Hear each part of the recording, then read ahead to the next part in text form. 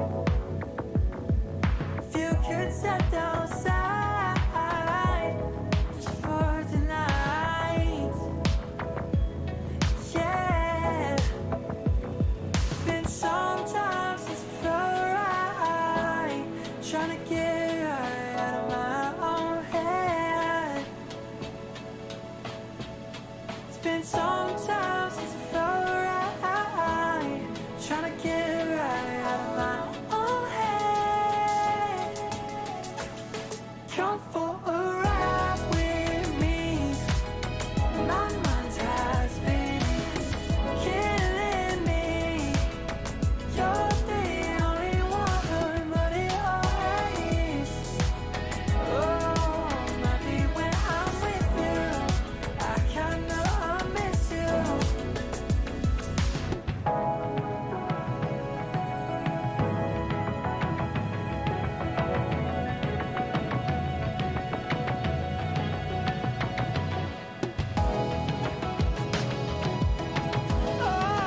maybe when I'm with you. Come for a ride with me. My mind has been killing me. You're the only one, but it always. Oh, maybe when I'm with you, I kinda miss you.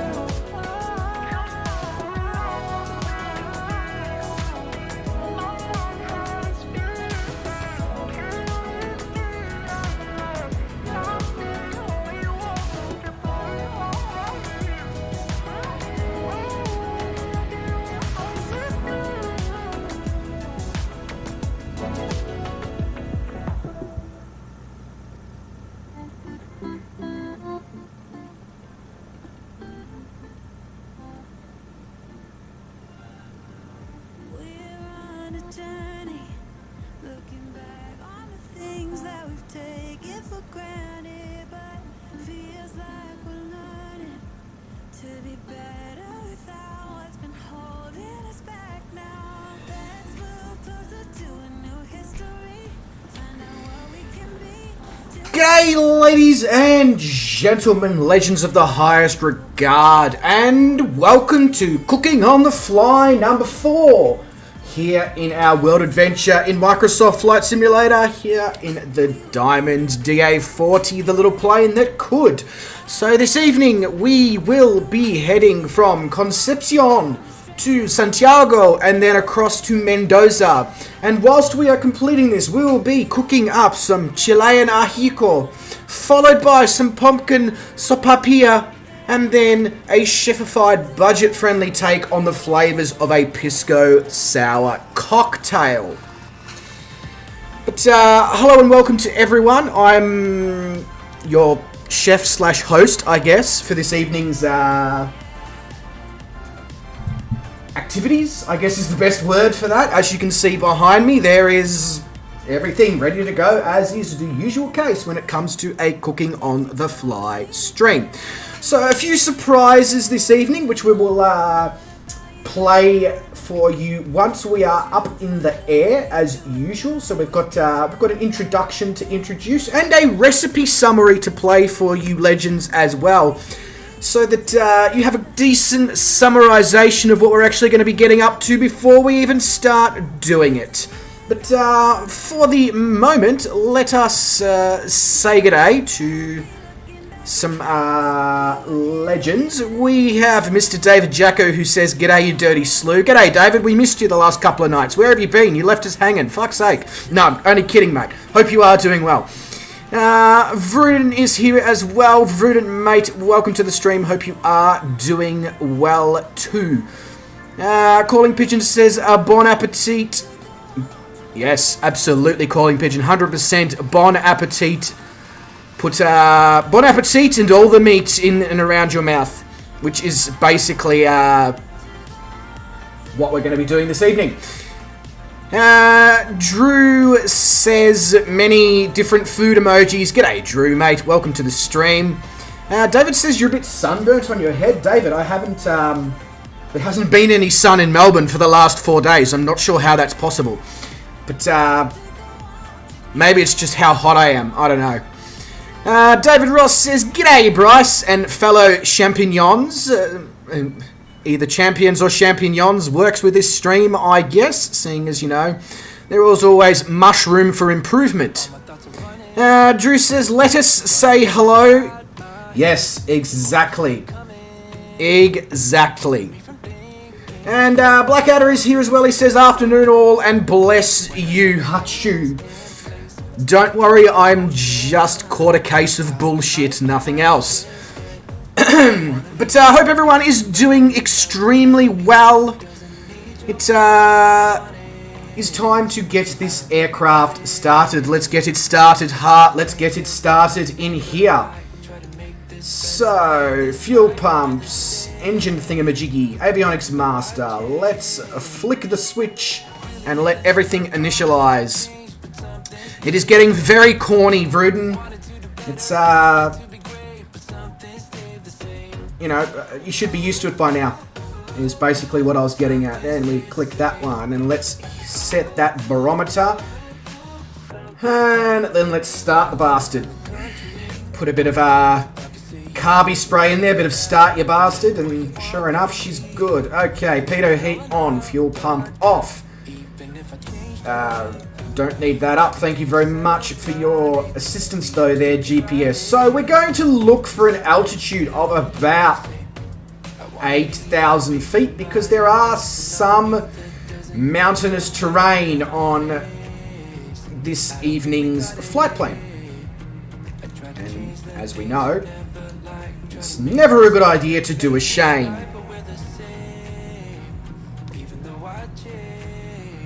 Yes, very, very true there, David Ross. It is amazing. Very, very, very true. That's good, actually. I might use that one. Trademark it as well.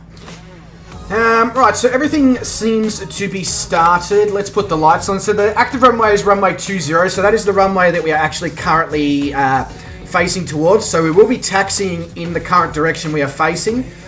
We obviously do need to get pushed back first, though, so we will request that. Wow, do you want to push us back any faster there? You didn't quite rip the front landing gear off.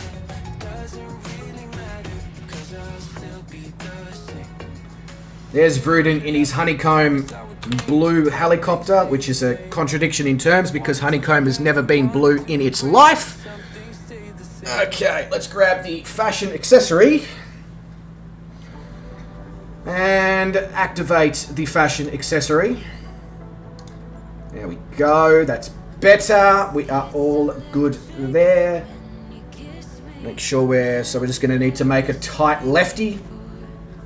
Cool. Alright, we'll start making our way towards the runway.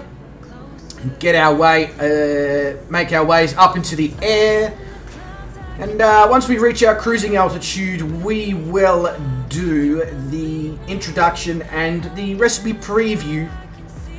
And then we will come back to you after all of that. And then we will go and get into the correct uniform and be set up and ready to go.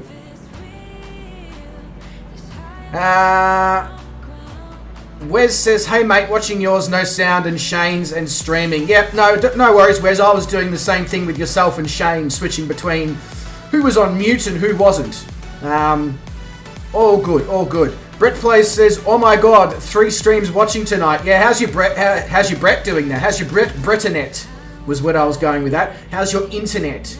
I'll tell you right now, if you owned the internet over there in Tasmania, you'd probably be getting a lot better performance than what you currently do, that's for sure. But yeah, how is that going with your internet? Oh, I know, David. How fast do they want to push me back? They basically had a, I'm gonna have to claim a car accident or a plane accident on insurance and look traveling to the hospital for whiplash for that shit. Like bloody hell. And Garwin is here. G'day, Garwin. Welcome to the stream, mate. Hope you are doing well. Oh, it's working better than when you try to stream. That's a bit concerning, isn't it, Brett? It's almost like it's saying, no. You may not stream reliably. Oh, you want to watch 3 streams at once? No problem, sir. Coming right up. It's a bit of bullshit if you ask me, you know? There's Vruden going sideways in his helicopter. But do let me know how all the sounds are. How's the music? How's the sim sounds? How's my voice? As much as you probably don't want to hear that one. But just, want to make sure that we're all good there. And we will actually have a second microphone this evening, so I'll be interested to see how that goes and whether there's delay issues and all sorts of bullshittery like that. Hopefully not, but if there is, we'll deal with it when the time comes. David Jacko says, your voice is hot and sounds are good. Well, I am full of hot air, David, so it's not really surprising to hear that my voice is hot. Gowan says, voice is nice and clear and loud now. Cool. That's exactly what we are looking for. Alright, let's line her up and hit the go button. And let go.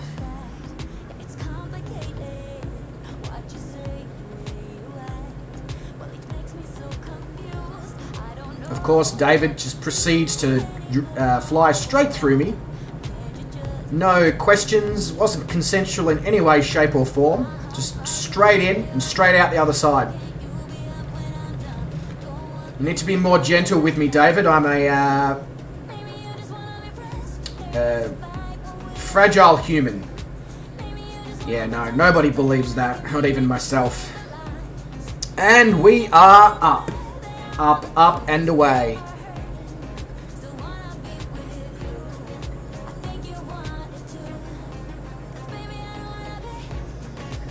Alright, so we're going to look for that 500 feet magical marker, and then we're going to set that, set auto. There we go, we've got the 500 feet marker. Now before you fly to the left, let's take control electronically. Get that speed up.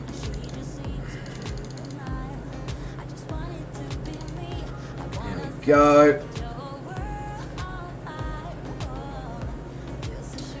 Shane doing a giveaway. Yeah, Wes, I think the giveaway is for Essendon Airport though, which I already have.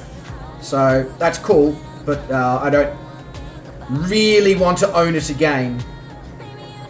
Alright, flaps up. Dale K says, hello from USA. G'day, Dale, mate. Welcome to the stream. I hope you are doing very well there, good sir. We're just getting ourselves up to altitude, and then we're going to do some cooking in the background, as you can probably see. There is a makeshift kitchen. Alright, so the fashion accessory can be removed at this point. It's a Just Flight giveaway, and what is it for? If I may be so rude to ask the question, because, in the end, free stuff is free stuff, but I don't really want to go taking something away from others if I already own it as well. There we go. Beautiful morning here in Concepcion in Brazil. Hey, there comes Drew up in his Trinidad. Very nice there, Drew. Very nice. Garwin following closely behind. Blackadder's already up in the air. Mr. Big Jacko's already up as well. Danger Bird is in the air as well. And Vruden is ghosting me as usual. In the BD5J. Now, that sounds like a cool aircraft there, Danger Bird. I need to do more research on it. Is it smaller than the DA40? If it is, goddamn, that is a small bitch. David Jacko's back on the ground, which I don't know if that's a good thing. Oh, you were listening to me more, Brett. Thank you so much. I feel special. But, yeah, Concepcion is looking absolutely spectacular this lovely morning here in Chile. Although, in my usual fashion of idiocracy, I've recommended at the end of yesterday evening's stream that everybody download the Latin VFR Santiago International Airport scenery and the freeware photogrammetria scenery from flightsim.to for Santiago City. So, raise your hand if you downloaded both of those sceneries and then didn't install them before the stream that required them. Cool. It's lighter than the pits. Okay, that's a light aircraft. That is a very, very light aircraft. Calling Pigeon has a crashed a desktop already. He will be back. Oh, that's a shame. That is a shame. But it also sounds like Microsoft Flight Simulator at its best. I feel like I'm probably pushing the engine a little bit hard. So let's pull some power out. There we go. So as we're coming up through 4,000, so we're halfway to the altitude that we are looking for. This is not the altitude you are looking for. In my best Star Wars, these are not the droids you are looking for voice, which is not probably very good in any way, shape or form. But anyway.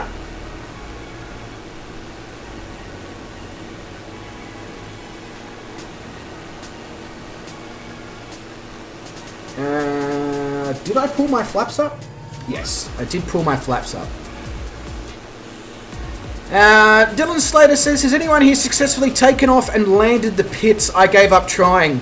Dylan, the best piece of advice I can give you is that you're obviously in the pits with that aircraft. Yeah, I mean, that's the only advice I can give. It's pretty useless advice, but, you know, it's something. At least that's what I'll tell myself anyway, to make myself feel better.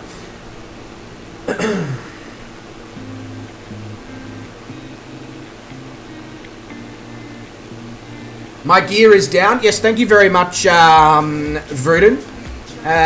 In my fixed gear aircraft, the gear is absolutely down. I mean, if the gear wasn't down, I'd have some serious issues right now, because it wouldn't be a landing in Santiago, it would be a belly flop. And about the only belly flops that are going to be occurring is when I go swimming at a pool and try to dive in. Oh no, Shane's had a crash to desktop as well. That is not good news. That is not good news at all. Now I need to touch my wooden desk here. And hope that we don't get a CTD either, because that would be not good, not good. Especially if I'm cooking and we get a CTD, I'm going to be like, oh, crap.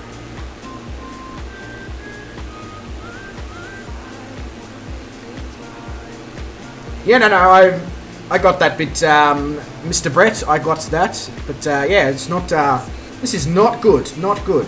Wow, Drew has just obviously fitted rocket fuel to his Trinidad, because he's just gone flying past us as if we're standing still. And I mean, I know the DA40 is not a fast aircraft, but holy shit, boy.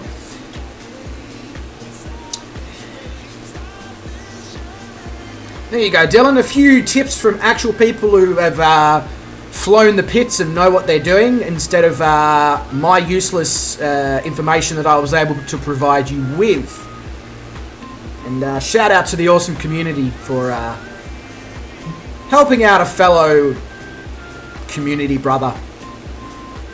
Sure, that's what I'll go with.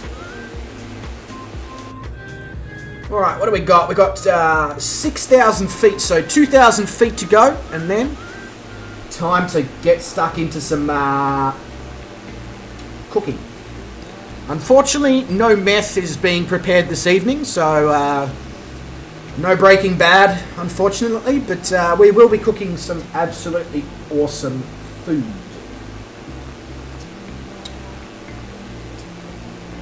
And to anybody who's just joined the stream, g'day, welcome to the stream. Hope you are doing well. We are probably about 5 minutes or so from starting the process of making our way towards the cooking side of things here on the stream. So if you like food, hang around.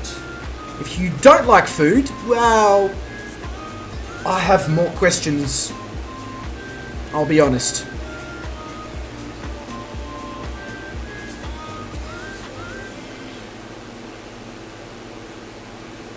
Gowan says, once you get to altitude, call out your speed. I will try and get into position. That's a slightly concerning sentence to read. I'm assuming that it's just a position related to flying. David Ross says, I must commend you on your pronunciation of Spanish terms. Do you have any Spanish roots? No, I have Italian roots. So, I mean, it's not much different in the pronunciation of things. So, technically, I'm cheating.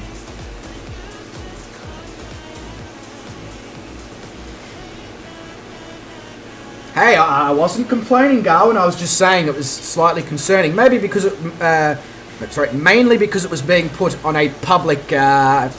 streaming service, but you know, we just don't want the rest of the world to know about our goings on.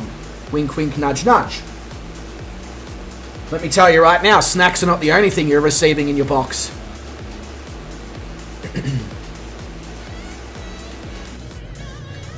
So that brings about 700 feet to go. So we need a lot of shoes to cover 700 feet, but it's okay. We'll do a brand deal with Adidas or Nike or something.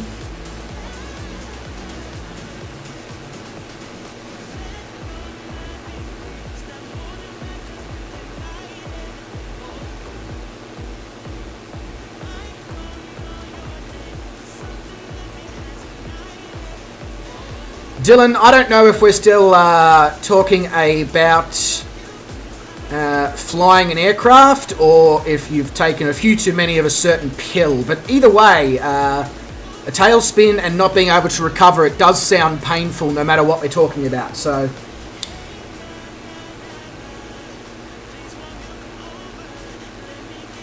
oh Jesus, David! unless David has pics of me naked and he's managed to intercept the box and add them in.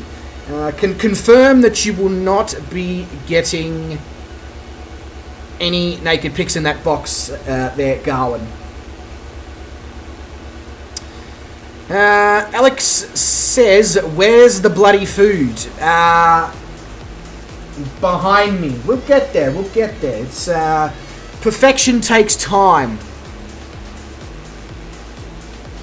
Now, this went downhill fast this morning. Garwin, are you really surprised? I mean, you've been watching this channel now for 4 months. It's a roller coaster on whether you'll get appropriate or inappropriate. It's never, you know, it's a, what's the word I'm looking for? It's a, you know, when you go into a box of like random shit and you pull out all sorts of different things without knowing what it is. It's one of those. I just can't think of the way to explain it right now, so I'll go with the completely roundabout, insane version of explaining it. But shout out to Alex Macker, who is actually a legendary mate of mine, who is the one who owns the cafe, who I always talk about on stream, the one who does the most awesome coffees in my area. So, shout out to him for joining us this evening. He's obviously got food on the mind, but, you know, as I said, perfection takes time. Yes, Up Late with Just Some Aussie Gamer is absolutely MA15+. You are a smorgasbord.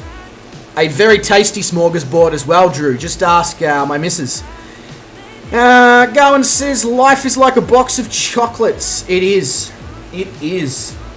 Alright, it looks like we might be at our correct altitude. We are at our correct altitude. So, now, what is going to happen is, I am going to sort of just disappear for a couple of minutes. You know, it's a huge magic trick. Cosentino, eat your heart out. But, we will go back to that view, and what we're going to do is we're going to stop the music, I'm going to mute my microphone, and you're going to see amazing things occur. Not actually, but you'll see what I mean.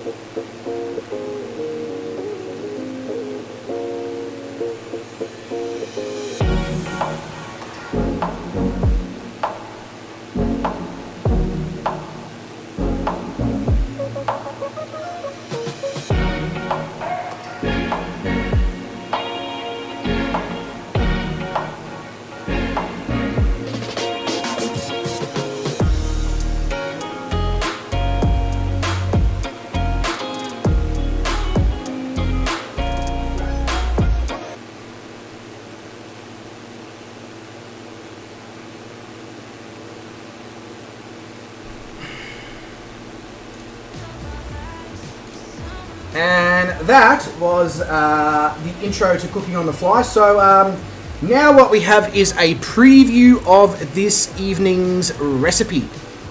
So we'll get on to that. I'm now going to disappear again by the amazing technology that is known as magic.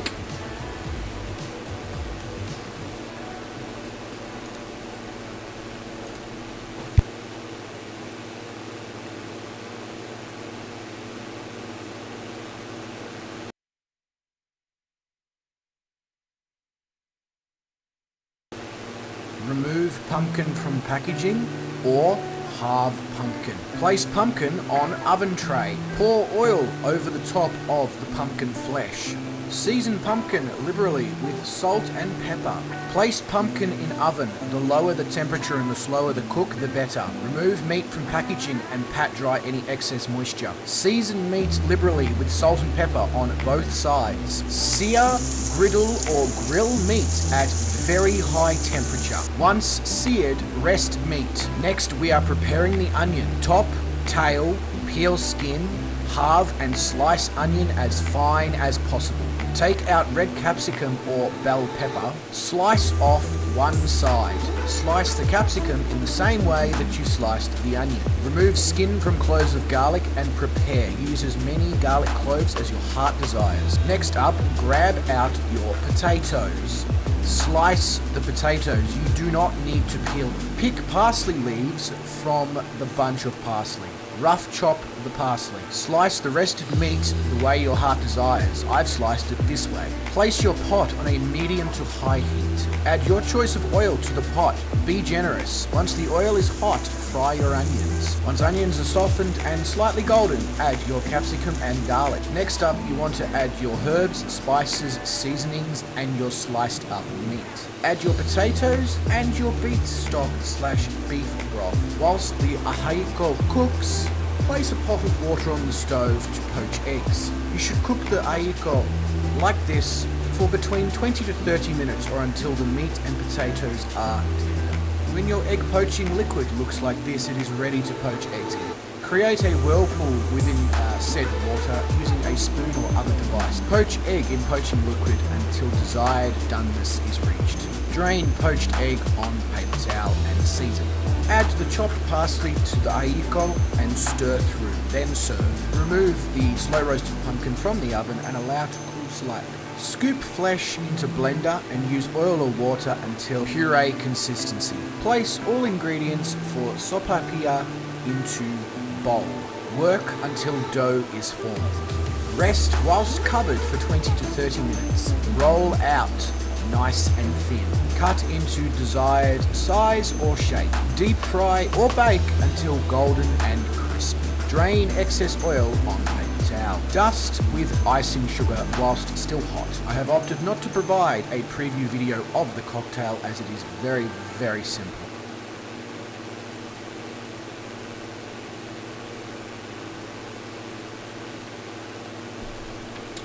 Alrighty, so now we know what's occurring, we know what's being cooked. So now the magical moment where I actually leave the chair and I go and sort myself up and set myself up, and I will return in a couple of minutes with the chef's uniform on, in position, ready to go.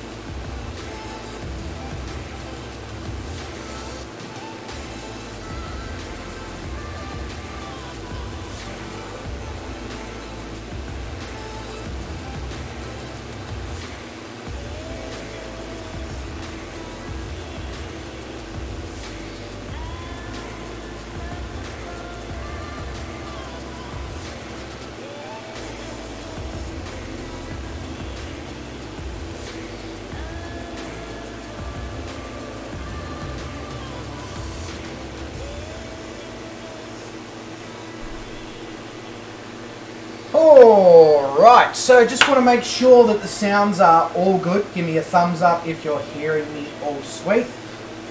I have got a second microphone behind me. It's not currently turned on. I will turn it on when we do things behind me so that you get a good audio of what I'm actually doing as well.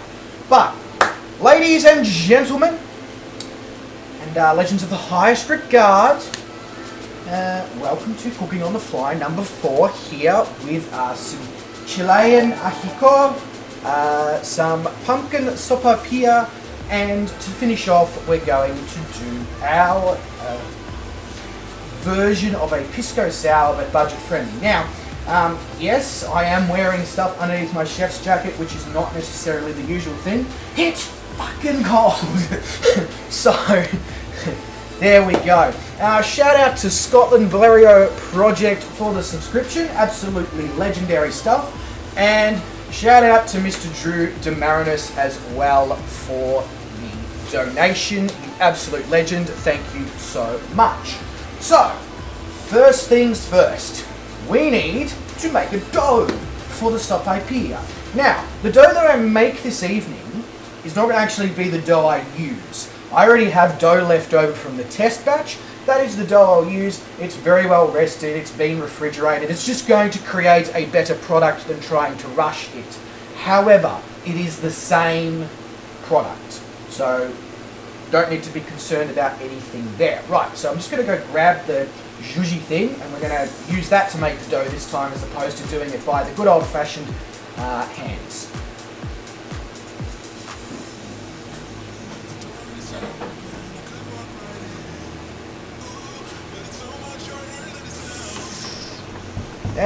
Stu says, g'day all, g'day Stu mate, welcome to the stream, hope you are doing fantastically. Right, I need to bring this up to here, obviously. I have an absolute plethoric mess of cables going on along this floor. I know you guys can't see that, but there's about 5 power boards and about 50 extension cables because there is not enough separate power points in this place to run all the equipment that I need without causing a serious blackout. I only know that from experience. So, we are going to need the dough hook and not the other 2 bits and pieces. And we're also going to just make sure that that bowl is a little bit wiped out because it just looks like there's a little bit of dust in there. Nothing that a nice damp sanitized cloth cannot fix. It has been a while since I've used this machine because my housemate has a KitchenAid version and it's a lot better. So, as you can imagine, that's what I use, usually. Alright. Pop that on. Hello? There we go, that's better. Right, so, into this bowl, or mixing bowl, or whatever you want to refer to it as, which we're going to pop on a set of scales, and then we'll turn those scales on, and we're going to hope that on this uneven table and uneven floor, that it's not going to give me false readings. You know, there's a good chance that that might actually occur, so who knows. Right, so, I just need to make sure that I'm getting the correct amount of everything into the bowl. So I'm just going to refer to my notes because I don't want to make mistakes. Because then you guys make mistakes. So, basically we're going to go in with the whole hog into the bowl. So, into this bowl, we need to go with some white plain flour, okay? We need 250 grams of that, so we're just going da-da-da-da. Nearly there. 30 to 40. Whoop, 3 grams over. Whoops, recipe's ruined. No, only kidding. 3 grams is not going to make a difference in anything. Rightio, so into that I am going to need to also I'm going to need to, not also, I'm going to need to put pumpkin puree. So, here I have my bowl of the puree that I made that you would have seen in the preview video. And I'm going to put 125 grams of this into this. Get off there, bloody cling. I mean, cling wrap's all good until you can't actually pull it off, and then you want to, you know. Like Evo says, love it when I lay some cable. Yes. Yeah, basically, Garwin, that's exactly right. If I didn't have all these cables running around all over the place, that would be the situation. Absolutely. David Jacko is going to sniff the 3 grams of flour that I've gone over in excess. Okay, that is mildly concerning, David. Mildly concerning. I'd suggest seeing somebody about that. You know, if you're going to sniff something, at least do the stuff that's actually going to give you something for it. I need one of these bastards. Spatula is it. And then we're going to, hang on, this might be where it's worth having the other microphone on. So what I'm going to do is I'm going to turn the other microphone on right now. Now, please let me know if it messes with the sounds, because then I will go and I'll turn it off and only utilize it for the processes of actually cooking and all that. But there's some noises going on here that you probably need to enjoy. Unfortunately, this other microphone doesn't have the ability, like my new one, to turn it on and off from the top of it. So, alright. So let me know if that's doing weird things to the audio, and obviously I will sort it out. But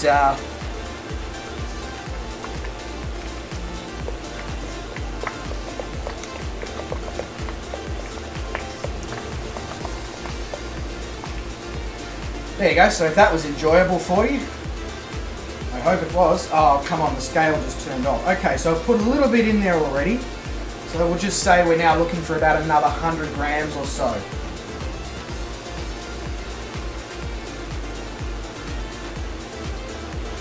Oh, nearly nailed that in one shot. There we go. Bang. And she's in. That's what she said. So I'm assuming there's no conflicting issues between the two microphones. Good. This is good news. Okay. So I'm going to now do 2 things that require me to just quickly duck inside, because this microwave behind me has decided to have a hissy fit earlier today and no longer wants to communicate with the power board it was in. Okay, Mark, what can I say? So I will return in a moment with the baking powder and my 1.5 tablespoons of melted butter that I require. So, see you guys in 2 seconds. Well, a little bit more than 2 seconds, maybe a minute. So just talk amongst yourselves at the moment, you know, get to know each other, etc.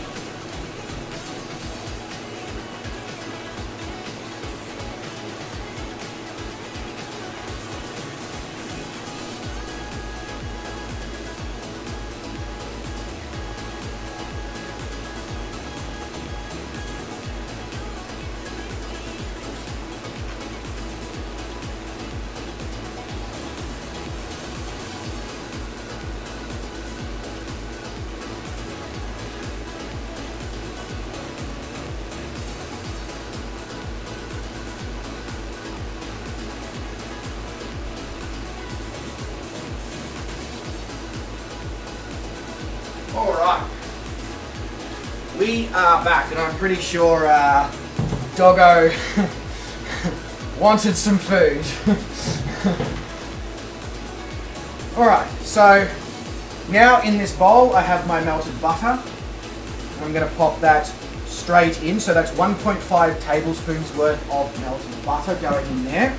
And then I want to put my little bit of baking powder. So when I say a little bit, it is literally 1 teaspoon of baking powder. Take my teaspoon and in like so, in like Flynn, whatever you want to call it.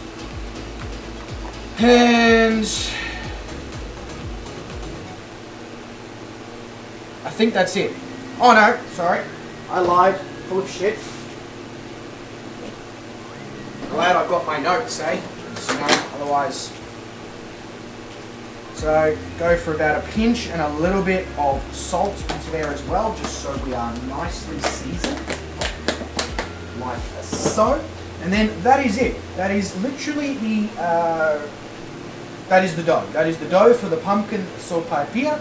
Now we literally stick it in the machine, or if you don't have a machine, you can use a spatula, a spoon, your hands, whatever works. Just you need to bring the dough together to form a dough. Yeah, there's no other real way that I can put it.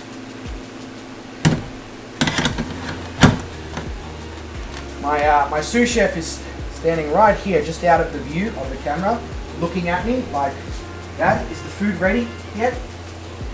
No, not yet. Alright, so that goes into there. And then...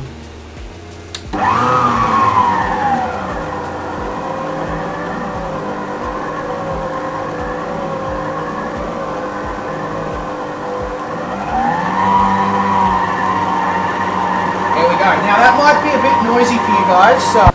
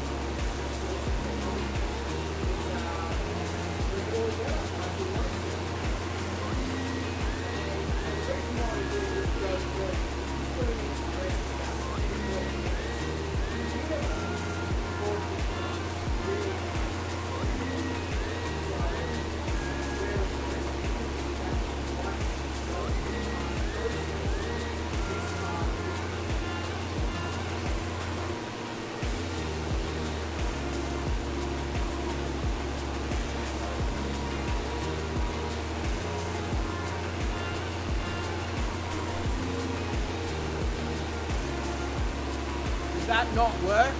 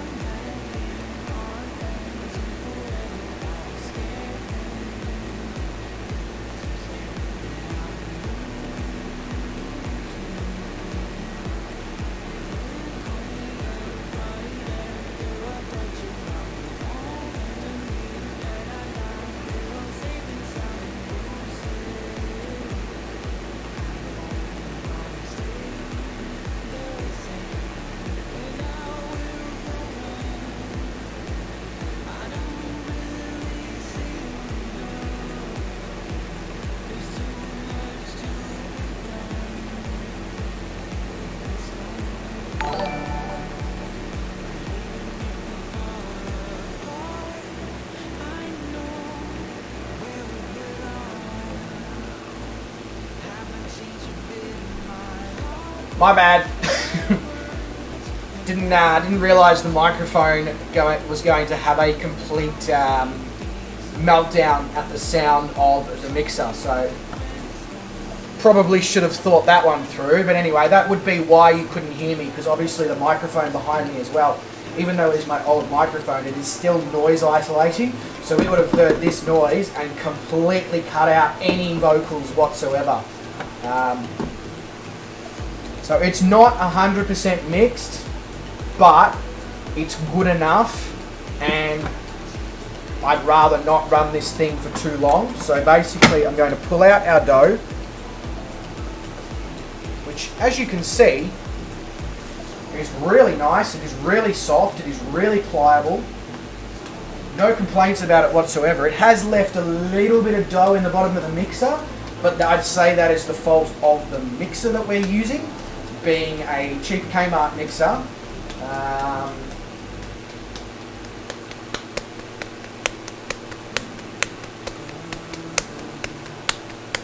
There you go, a bit of ASMR for you legends to enjoy. So, right, now I'm going to just pop that dough there. I'm going to put a tea towel over it, and we're going to let it rest. Now, as I said, I'm not actually going to use that, actually I won't use a tea towel, that's too big for the amount of dough that's on. I'll use a chucks to cover it like so. Now, as I said, we're not going to use that dough this evening because obviously I like to let the dough rest. So I have this little bit of dough here left over from the preview cook that I did. So that's the dough I'm going to roll out this evening for the cook. But I just thought I'd show you guys how easy it is to actually make that dough if you have a mixer. Right. Do you reckon I'm going to have an issue with the mountains? Let me just double check this before we go any further, eh? Because I don't really want to have a smash. Yeah, a little bit touch and go there for my liking. So what we're going to do is we are going to go to... Ooh, geez, there's some really tall ones in the background, isn't there? We're going to go up to 12,000 feet.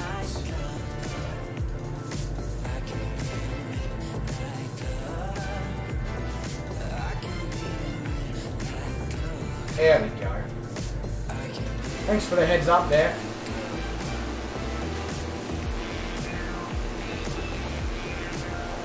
Much better. Okay, so now we should have no problems there.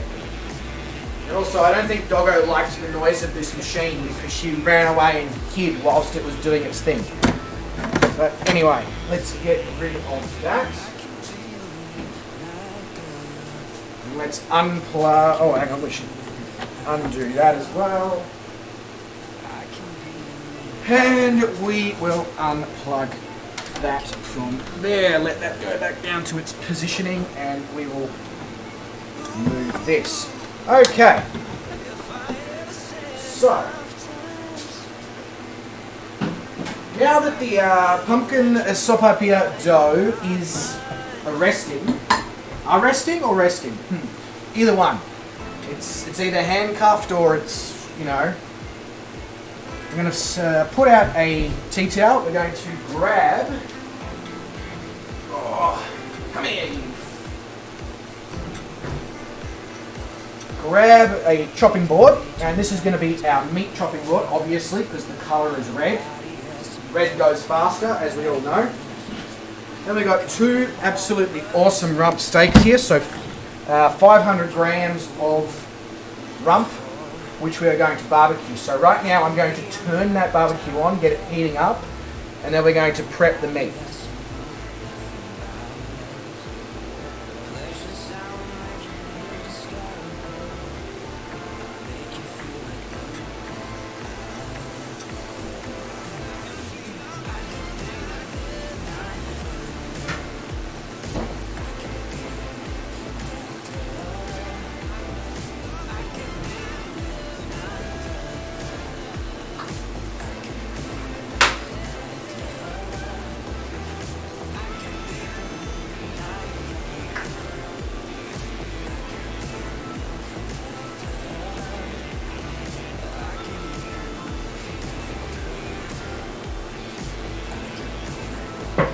Right, there we go. We have heat in action. Cool. All right, so let's hack into these meaty bastards. Oh, actually, before I go any further, where did I put the? Yes, one of these. So it is in your best interests to have something to pat the meat down with, to remove any excess moisture, blood, etc. It will enable you to obviously get a better char grill when you do cook it. So going to do this. Pop that in the bin.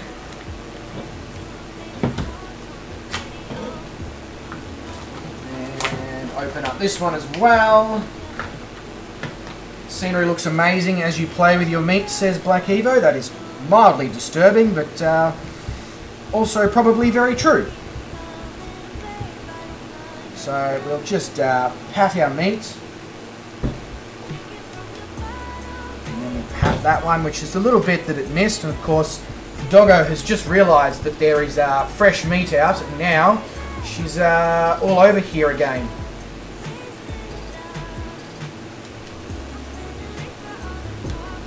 Right, like so and like so. Don't know why that piece of rump wants to fall apart, but it does. So that's going to go into the bin because that's been fucked up. I'm going to just give my hands a good wash in my makeshift sink over here. So, excuse me, Star, I'm going to need you to shift slightly.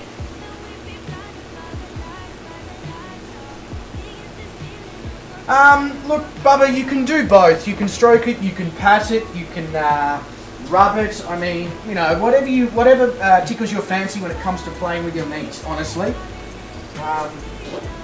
I don't discriminate. Whatever you like to get up to is your prerogative.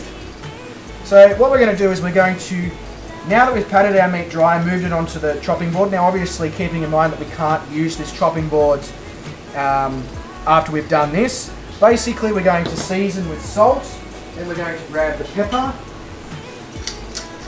crack some pepper over it, and then we're just going to flip it over, and we're going to do the same thing on the other side. Bang, and bang, and then any excess that's left on the chopping board, we're going to massage the meat over that as well. Now, you can use whatever meat you prefer for this recipe. You can use chicken if you really want to, if you like porterhouse, if you like Scotch, if you like lamb, anything like that, you can use. That's the great thing about this recipe, is it doesn't dictate what sort of cut or animal that you use the meat from. It just literally dictates that it has to be grilled meat. Right, so season the other side, being very generous. Now it's also very important to make sure that you rest your meat between uses, because otherwise you can definitely get a bad case of friction burn, and that is not something that anybody wants to experience.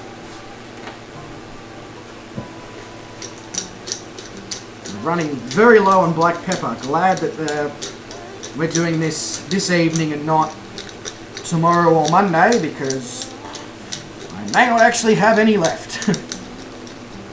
Alright, so now that that's done, what we're going to do is we're going to grill the meat. We're obviously going to remove that chopping board and that knife, although that knife can probably just be washed over there. And then we're going to come back and we're going to deal with the onions and the capsicum and the potatoes and all the bits and pieces whilst the meat is grilling. And of course, whilst the meat is resting as well, because we need to give it a good 5 to 10 minutes of resting time as well. So,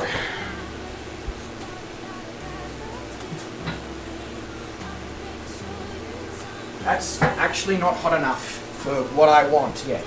So, I'm going to just pop this off to the side. Not for you, Star. You wish. Yes, I'm just going to give you 2 fresh pieces of rum. Absolutely. In your wildest dreams. Now, she will be my taste tester, but Not until the dish has come together a little bit more than what it has currently. So I'm just going to pop this knife over here, and remember that that knife is specifically for use in relation to meat-related tasks or that it can be washed. If you see me try to use that knife, make sure that you ask me whether or not I've washed it, unless I'm doing it with meat-related things. Please. Because, yeah. Alright, so, what we're going to do now is we're going to grab our onions, which you can't actually see me holding up because the game was in the way, but now you can see them sitting there, so we'll just pretend that I deliberately thought that was the way to go about it, and don't ask questions. I'm a professional. Never mind what you actually see me do. I swear, it's professional. Alright, so what we're going to do with these onions is top and tail, remove the skin, do all the, do all the things that you need to do with onions. If you need to have a cry, obviously when slicing onions is the best opportunity to do that because you can blame it on the onions. Yes, absolutely she would, David. She would absolutely love the meat as it is. The problem is, I don't want to give it to her as it is. I would rather wait until we've cooked it. Like so. So that's that done. And then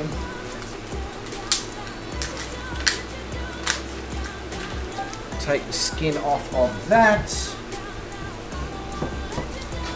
Top and tail. Like so. Remove the skin from the second onion. So you're going to need 2 decent sized onions, as you can see from what I'm holding up. I don't know if it's really coming through that well, but they're good sized onions. They're not too big, they're not too small, they're just right. And massive shout out there to Chris Konecki for the subscription, mate. Very much appreciated. Thank you so much for the support of the channel. Means a lot, means a lot. Alright, so we'll slice these onions up, and then we will go back and review the position of the temperature on that barbecue, see if it's where we would like it to be. I might need to start putting these in a bowl as we go, otherwise we're going to have a situation where I run out of space for the chopping board.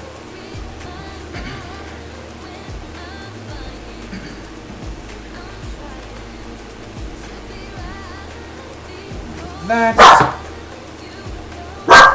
Hey! No need!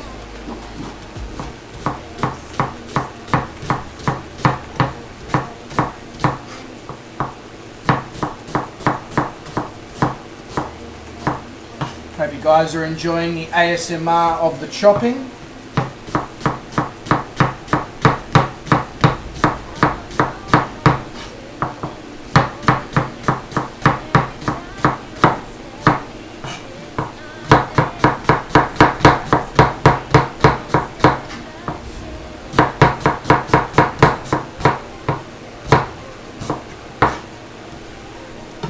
Just like that, onions are done. Now I'm trying to obviously make sure that I don't drop any onions on the ground, because onions and dogs are not a good mix of product,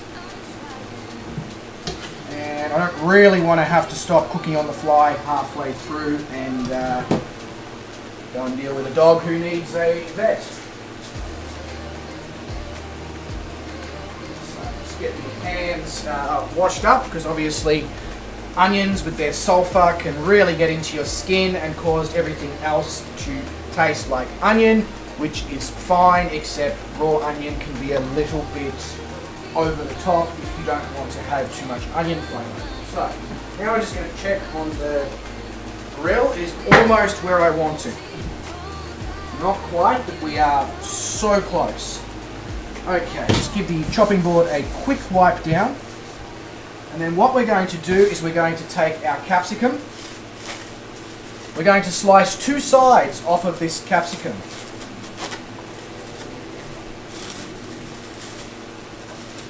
I must say, this scenery is quite something as well that we are experiencing as we go along here. So, 2 sides of the capsicum sliced off. And then we're going to cut it in the same way that we just cut the onions. So, as fine as we possibly can into strips.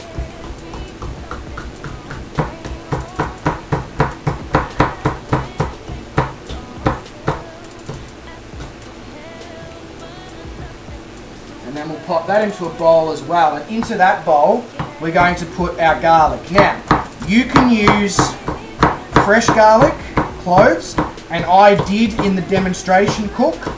However, I always have really good quality garlic paste or chopped garlic or whatever in my fridge because I'm lazy and I don't really want to be dealing with garlic cloves when I want to be cooking for myself at home, especially because I've usually been doing it at work and screw that. So, I just have a jar of this stuff. It's about, like, it's not cheap shit, it's like $6 or $7 for the 375 gram jar of garlic, so you know it's good stuff, and if you open the lid it feels like all the local vampires are just going to keel over and die. So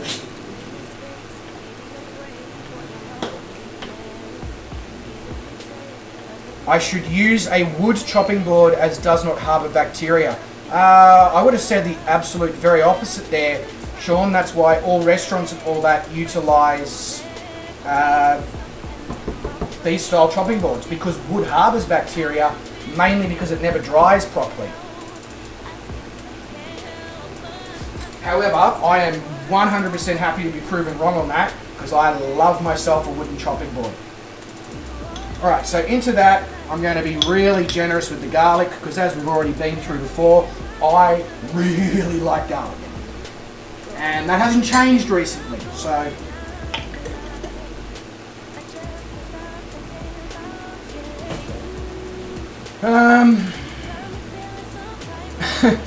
Drew's getting horny from knife play, fair enough. Oh yeah, of course, bell peppers for the, so a capsicum is a bell pepper in the United States. I don't know why you guys are backwards like that, but it just is, so just roll with it, eh? Yeah, okay, fair point there, Black Evo. If you do have the right wood, sure. Use a wooden chopping board, absolutely. But unfortunately, to get a really high quality wooden chopping board and something that's made from camphor or whatever, you are spending big dollars. So it's usually out of reach for most people, and it's especially out of reach for restaurants who go through chopping boards, you know, 1 or 2 per year, per colour. So yeah. Alright, so now the capsicum's done, the onion's done, the garlic is in the bowl. Now I'm going to check on that grill again, because we should be reaching the kind of temperatures we're looking for now. Oh yeah. Yeah, we've got good heat over here now. I almost need to take off a layer of clothing, it's getting so warm in here. So I'm just going to take this whole chopping board over to the barbecue, and I'm hoping that the microphone I've got set up over here captures some of the sound. I don't know, but I guess we're going to find out in a second, aren't we?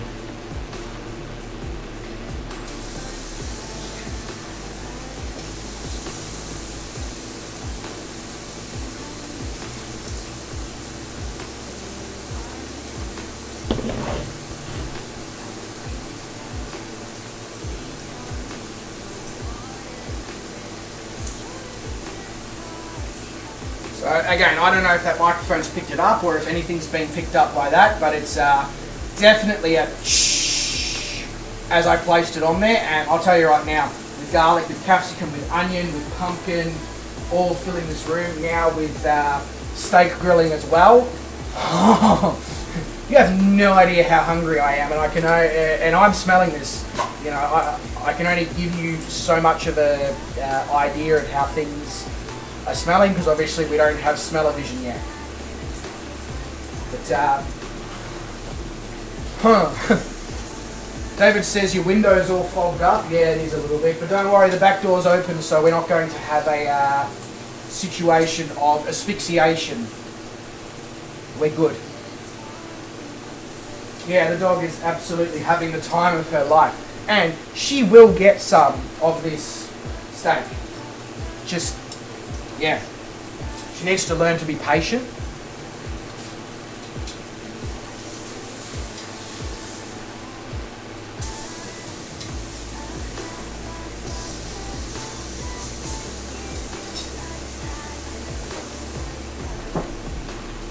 Just closing the lid because obviously we want to get as much charred colour as possible. The steaks are quite thin, being rump, and they're quite large, so we obviously want to just get as much colour as possible, as quickly as possible, because we do not want to overcook the steaks before we go and rest them, and they are going to end up going into the Ajiaco anyway,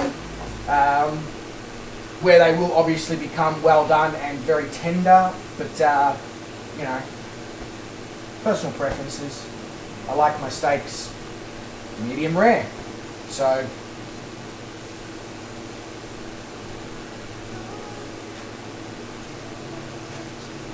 yeah, that's very true, Gal. And if your life expectancy was 15 to 17 years, you would not have patience either. James Leica says, "You a chef?" Question mark. I certainly am. I certainly am. My real life job is chefing. However, that's not currently occurring because the business is closed due to capacity restrictions relating to the global pandemic. So, doing this streaming and this cooking on the fly thing is my current full-time work.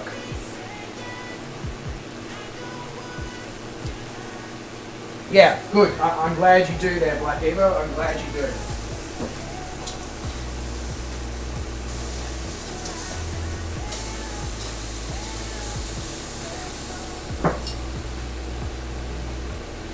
Alright, so the reason I'm not currently doing anything else at this point is because we still obviously have to rest those steaks, and because those particular steaks are quite delicate in how we go about cooking them, I can't obviously just leave them for the next 5 minutes whilst I prep the rest of the veggies and all that ingredients for the Ajiaco, because what we're going to result in is severely overcooked steaks, and I don't really want that. Especially seeing as I've got to have a taste test. I don't really feel like taste testing well done meat. It's just, you know, if you do like your steaks well done, again, it's personal preference. I'm just speaking from my perspective here.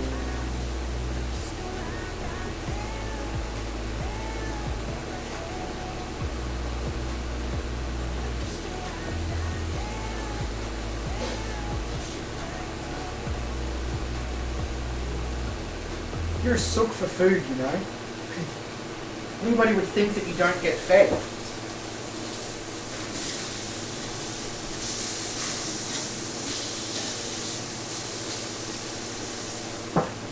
This is the dog who's had breakfast, various treats, a few chicken sticks, a little bit of bread that I was making. She's had some bits of corn when I made my lunch.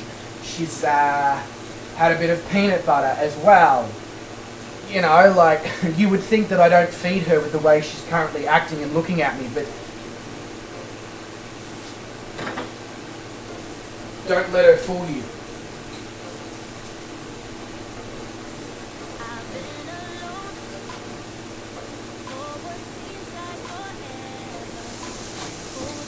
Alright, so now we're going to come off with the steaks.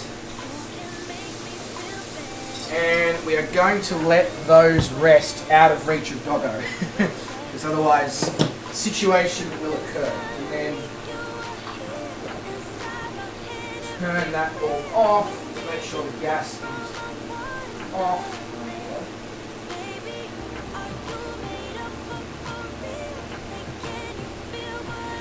Alright, like that. So now what we need to do is we need to sort out the potatoes. Whoops. So as you would have seen previously with the way I sliced the potatoes, I'm just going to slice them up basically until they're a nice size.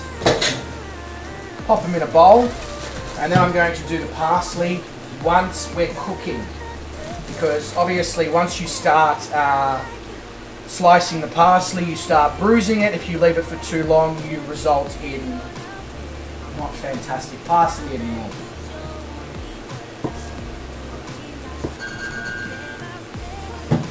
So you're looking, in this particular recipe, you're looking for about 1 kilo of potatoes. Again, your choice of potatoes. I chose Desirees because I like the fact that you can eat the skin, and the skin is a good, like it has a nice texture and and it sort of keeps it. It also has a nice flavour, it sort of adds to the potatoes. Obviously, if you have a particular potato preference that you want to use, you can. Same with the onion, same with your colour of capsicum or bell pepper. If you have a particular colour that you like, please go for it. And as I said as well, with the steak, you take your pick on whatever particular cut of protein you would like to use.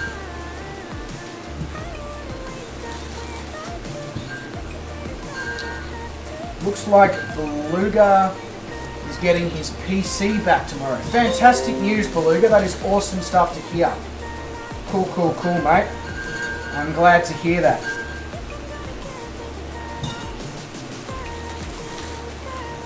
That too, Garland, you can be lazy and not peel Desirees, which is of huge benefit as well.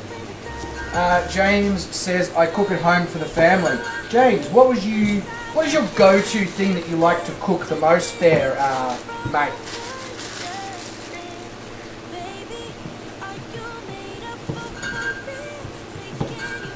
I'm always keen to hear about what other people like to cook. David says, Doggo's nose must be going crazy right now with that meat resting. She's literally right here. I know you can't see it on the camera. Her nose is up against my leg, and she's just looking at me like, when's it time for food, Dad? As I said, you would literally think I don't feed this dog based on the way she reacts, but trust me, she's extremely well looked after. Okay, so now we're going to put the pot on the stove top.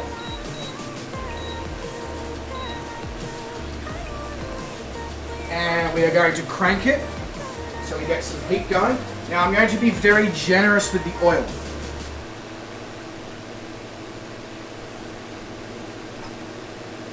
Because when I put those onions in, I want to get colour relatively quickly. And I want to be able to continue to get colour when I get to the point of the meat. Which obviously, there's going to be onions, there's going to be garlic, there's going to be capsicum going in before the meat goes in. So you want to be able to still get any extra sear that is possibly available to you on the meat when it goes in. So we need a really, really, really good temperature going on there behind us. Now, how's our dough? Oh, that dough for the sopaipilla is just beautiful. It is so soft and pliable. Absolutely fantastic. Tomorrow, Garland is smoking a corned beef brisket and some beef ribs. So, Garland, I assume that that's also coming in my snack box package. I'll be very disappointed if it's not, to be honest with you, mate. You've got to lift your game, you know, like.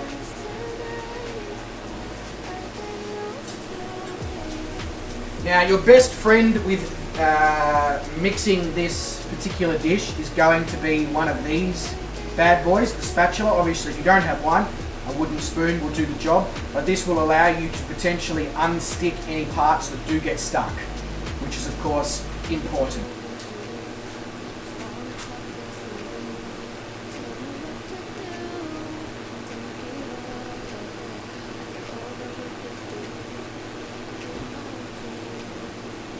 Okay, that's getting nice and hot.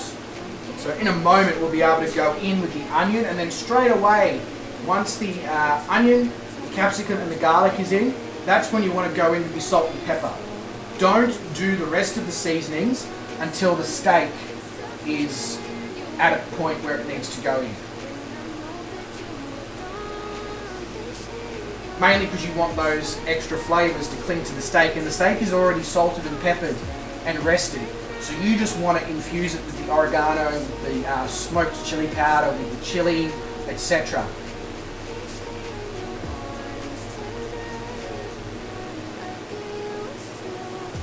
Yeah, I kind of knew that garland, unfortunately.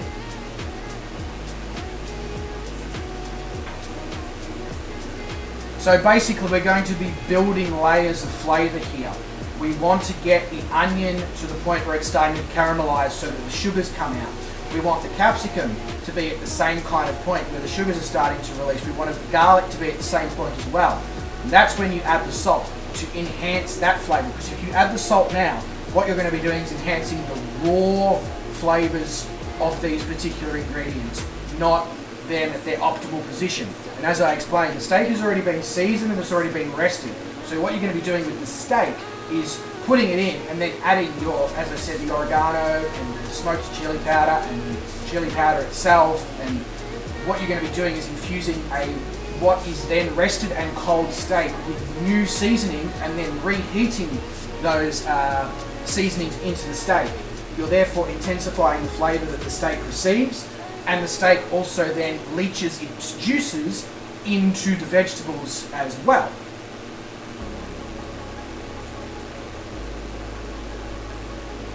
That's exactly right, Drew. If the garlic burns, you're in bitter city, bin it and start it again, or take it further at a much slower, so drop the heat really, really low and just look after it for hours and hours and hours and hours and hours. And then what will occur is you'll get black garlic. But that takes 8 hours of watching something on extraordinarily low heat to achieve that. And is it worth it when you burn a little bit of garlic to then take it all the way to black garlic? No, probably not.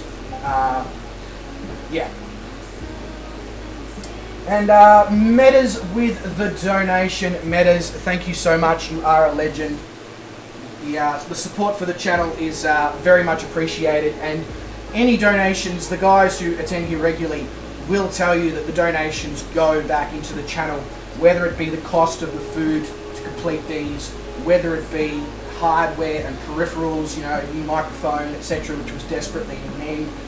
100% this money does not get utilised for myself unless people literally specify in their donation that I should get a coffee or whatever with it.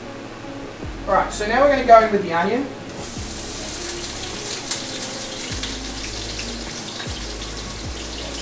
And I'm hoping that that second microphone I set up over here is picking up that noise. And what we're going to do straight away is we're going to start mixing. We want to break up the onion into as many own individual pieces as we possibly can, so that when we do season it, every single bit of the onion gets the seasoning on it.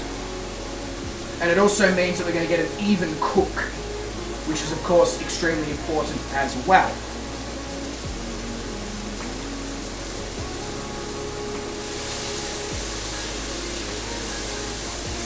And basically, as I stated before, you want to take the onion to the point where it's starting to become translucent, which means it's slightly see-through. It's becoming a little bit soft, and there's a little bit of golden starting to form, which means the sugars are starting to occur. At that point, capsicum, garlic, straight in, mix it all together, then season, and then of course mix again to make sure that the seasoning is evenly dispersed. And then we'll cook that down ever so slightly. Whilst that's occurring, we'll slice the meat, and then we will obviously add the meat and the rest of the seasonings to the dish.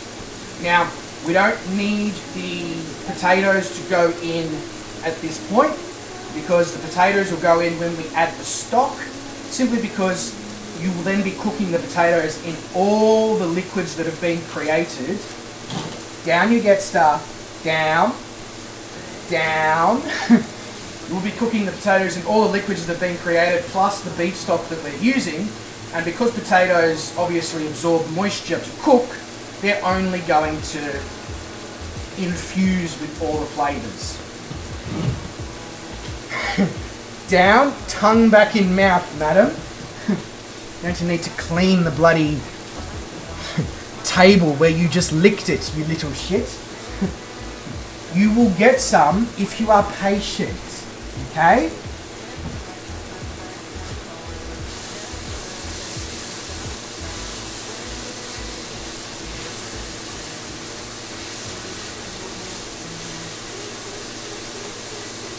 I'm sorry, Papa, but I can't feed you onion. I don't want to hurt you. An onion will hurt you. So now the onion is softened, it's becoming translucent, and it's starting to develop that golden colour that we're looking for. Okay? So now I'm going to go in with our capsicum and our garlic. Down. Patience. Another couple of minutes and I'll give you some. So we're going in with that. And then I'm going to mix that around as well. Make sure that the garlic and the capsicum is evenly dispersed within the onion. Do not be scared to be rough. Oh, the smell in this place right now.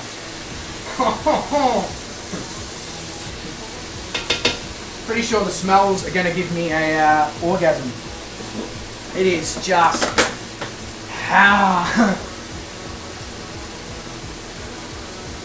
So I'm going to be fairly liberal with the seasoning just because I know what I like when it comes to salt.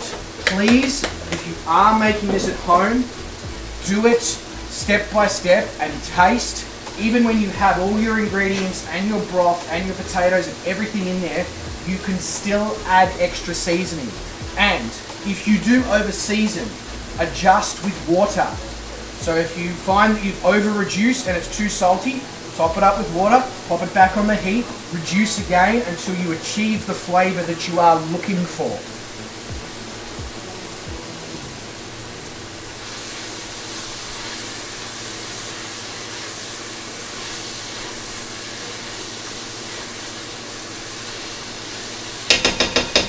Okay, so that's starting to look really good. So what we're going to do now, we're going to take our rested meat and we are going to chop it up. Oh yeah, that is super soft, beautifully cooked, a lovely char mark, if I do say so myself, and a very happy doggo.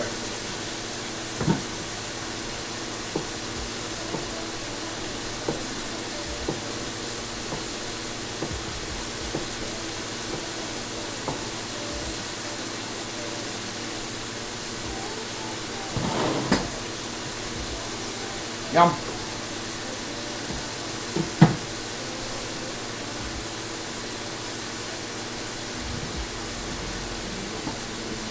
God damn. That is a fantastic rub.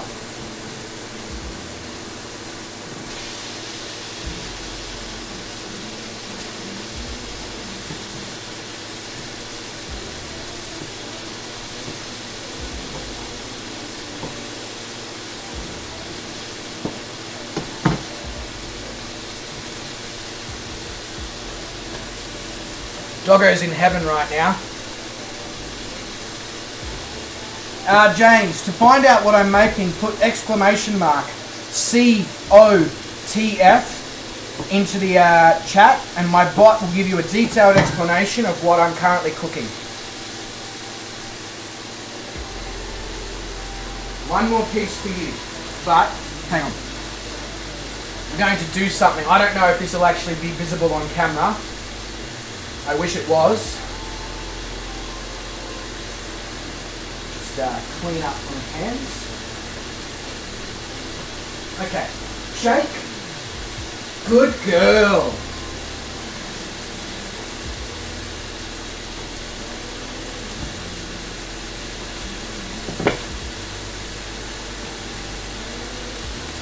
All right.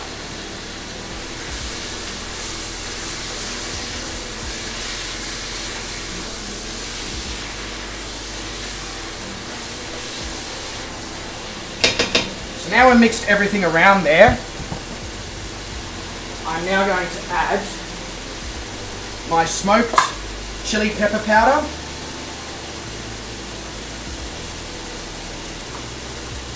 Again, I'm doing this just by eye because I've already made this dish twice practicing. You guys, obviously, season, test, season, test, season, test until you achieve what you are looking for. I also really like chili, so I'm going quite hard on the chili and on the smoked chili pepper powder, and then in with a good dose of dried oregano as well. And then straight away we want to take our spatula and we want to make sure that that coats everything. And that's part of the reason why we used so much oil at the start, because what that does, it helps to create a paste with the added moisture from the other ingredients for the herbs and spices that you add. So you're almost now toasting off those herbs and spices in the flavours that are already in there, almost in the same way that you would complete a curry.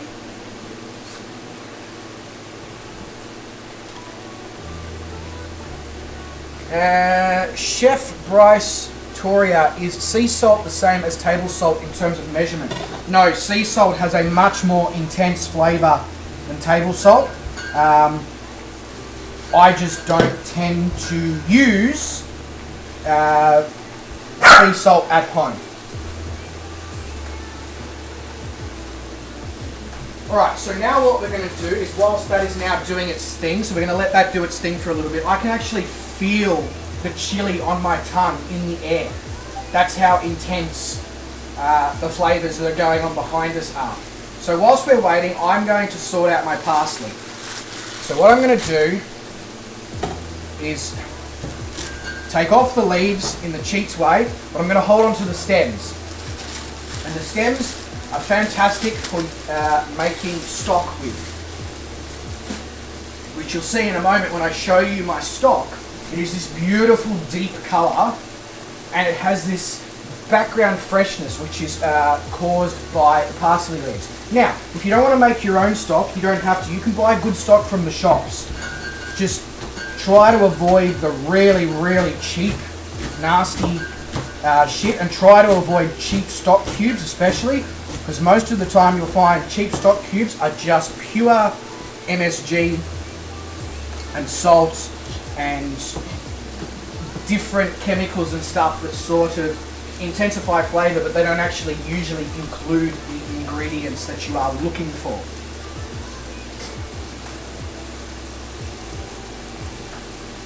Yep, well, that's a decent company there, Drew. So not surprising at all to hear that that's what they say. James says dog's name. Dog's name is Star. She's a Jack Russell Cross American Staffy that is currently a 7-month-old puppy dog, and she is colloquially known in these cooking on the flies as my little sous chef. She does the taste testing of the ingredients that obviously as a dog she's allowed to eat. And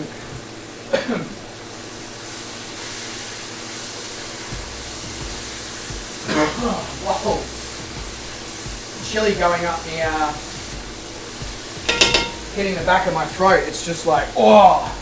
Alright, so that's starting to stick a little bit to the bottom, which is the point now where we want to add our stocks to obviously enable us to deglaze. So as you can see, now I've got more than this, but as you can see, look at the colour of that beef stock. That is homemade beef stock. Easy.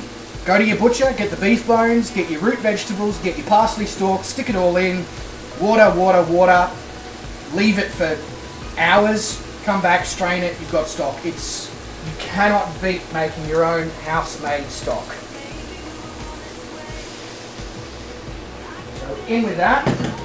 So in for this particular recipe we're going to need 2 litres, which is why I have multiple jugs worth.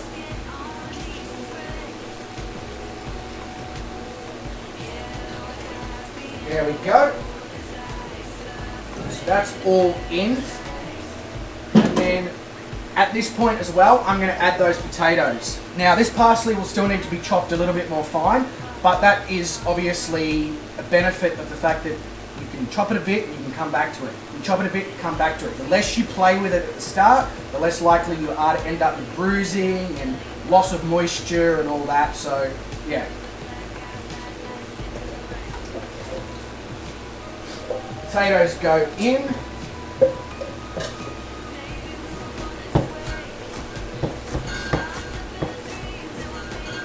And then Now I like my parsley not too finely chopped because I like the flavour of parsley, especially flat leaf parsley, which this is. If you want to use less parsley, if you like curly parsley, if you like your parsley more finely chopped up so that it spreads more evenly, these are the fantastic things about these dishes that I do on Cooking on the Fly.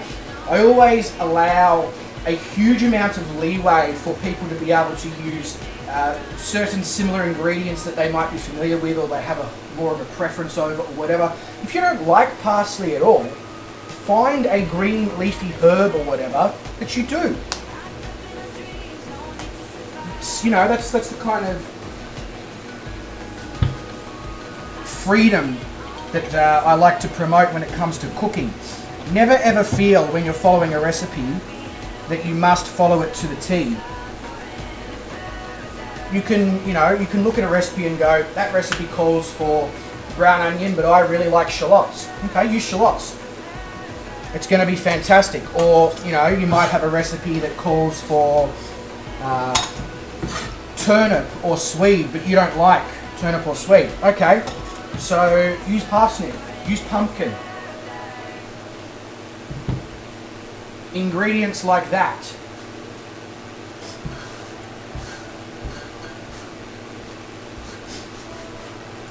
Alright, so now that the parsley is done, that behind us is coming along nicely. It will hopefully soon come to the boil. It's looking the part, that's for sure. I will have more cameras in the next Cooking on the Fly, so I'll be able to show you guys these sorts of things. We're just waiting on these things to be delivered at this point. So at this point, I'm just going to wander over here. I'm going to set up the deep fryer for the sopaipilla, and then I'm going to just fix up a little bit of the mess that we've made here, and I'm going to start rolling out the dough for the sopaipilla. Obviously, we're in no hurry because we're still waiting for this to do its thing. However, if somebody can let me know our positioning in relation to Santiago Airport, that would be absolutely spectacular. Otherwise, I'll just wander over and I'll have a look in a moment. So, just going to set up the deep fryer. Excuse me, sir.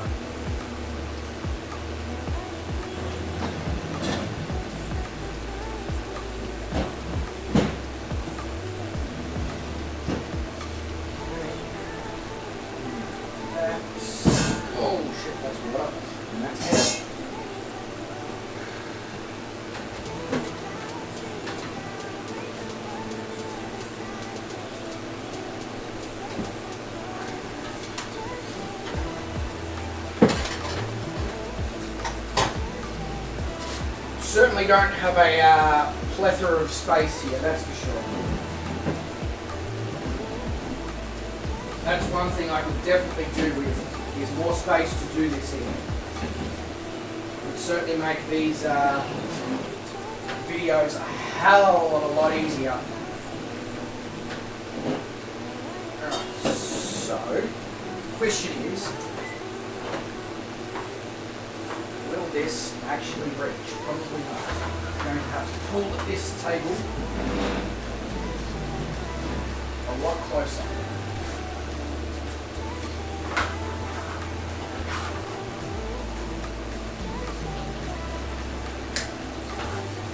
Right. Now.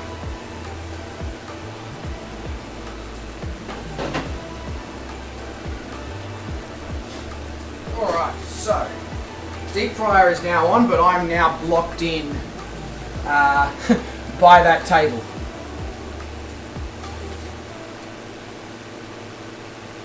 Yeah, the chili is still extremely intense right now. It's really like filling up the lungs. Not saying that's a bad thing. Let me reiterate and make that very clear that that is not a bad thing. Just if you aren't a chili fiend like myself, please do keep that in mind when you are making this, to seriously back off on the amount of chili that the recipe calls for, because otherwise you're going to have a very, very bad time. Maybe not when you're eating it, But the following day is not going to be a pleasant experience. Alright, so pop that there, pop that there. Let's see if Doggo likes parsley. She's about to get a whole heap of parsley. Make sure that I don't send any onion now onto the floor.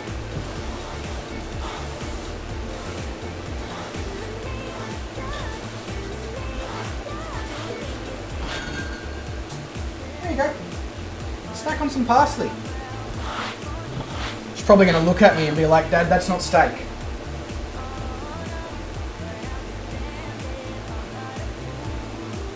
Yep, very true, Bruden. I'm a big believer in making sure that your knife is always extremely sharp. However, you make a very good point because you want to slice through the herbs, not crush the herbs under the knife.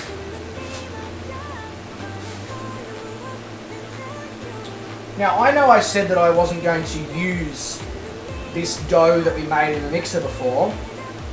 Down, down, good girl. However, I am going to use this dough that we made in the mixer because it is so good. It is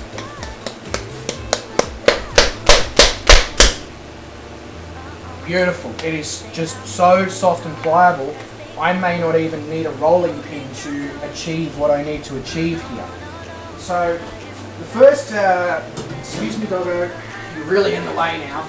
I've fed you your food. What else do you want? Okay? You can go back and sleep now. There's nothing else that you can have. So, a lightly floured surface.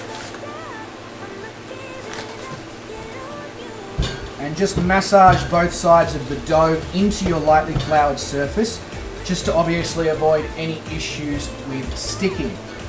And then, because this dough, now usually you would need to use a rolling pin, but because this dough is so wonderfully rested and the gluten has been so wonderfully activated by the mixer doing its thing,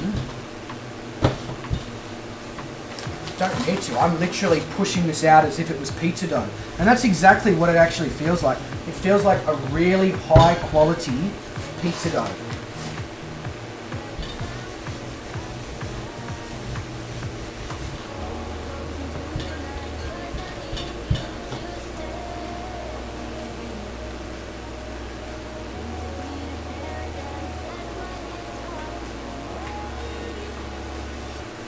Oh.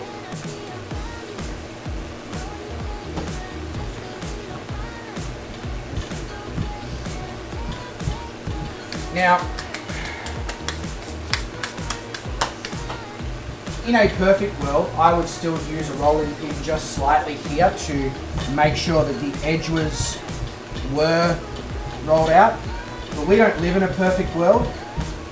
And this dough is absolutely fantastic and it is very, very, very thin. I'm just going to go with what we've achieved by hand here. And let's see if putting the dough, if that dough is really as good as it should be after being in the mixer. If it is, this should be simple to do with its current setup. So, what I'm going to do now is I'm going to take my very professional cookie cutter. Yeah, I know. Chef. And we're just going to cut circles out of this dough. Now this will be the real test of the dough. Can we do this and then roll it up and then roll it out again to get more yield? Or will it have an issue with us doing that? It should, if it is a really good dough, allow us to do this, roll it up, roll it out, do it, roll it up, roll it out multiple times before it sort of says enough is enough. And even when it does get to that point where it sort of says enough is enough, all you have to do is rest that dough again. If it's a high quality dough and you've activated the gluten really well through your kneading process or with the machine or whatever, in another 20 minutes time, you'll be able to do it again. And then do it 3 or 4 times, and then in another 20 minutes time, if you've still got dough left, you can do it again. The easiest way to avoid that is to cut your dough up into smaller portions and roll out the smaller portions so that by the third or fourth time, you already have used the dough basically. So that's a chef tip if you don't want to waste ingredients or food. Is Shane still streaming? Does anyone know?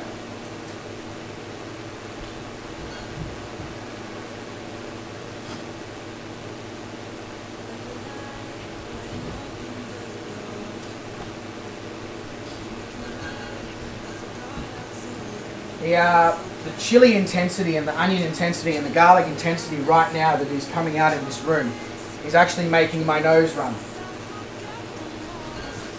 That's how strong it is. Alright, so now with any luck I should just be able to push this back together like so, reflour the surface, and I should just be able to go again. See how even though I've already rolled that out once by hand, cut it up and balled it back up, it still sounds very soft and pliable next to the microphone.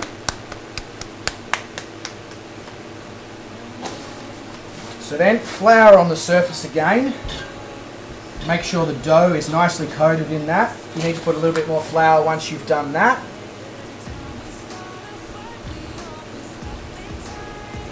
Looks like he's almost finished. Shane just landed. Okay. Did Doggo finish the parsley? Yep, she did.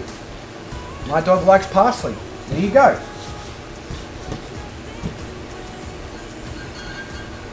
And I can still push this out with my fingers, no problem. That is a good demonstration of just how good this dough is. And I don't want to blow my own trumpet, but that's what happens when you test your recipes and ingredients before you actually go and show them. Is you learn the tips and the tricks on how to get the best out of them.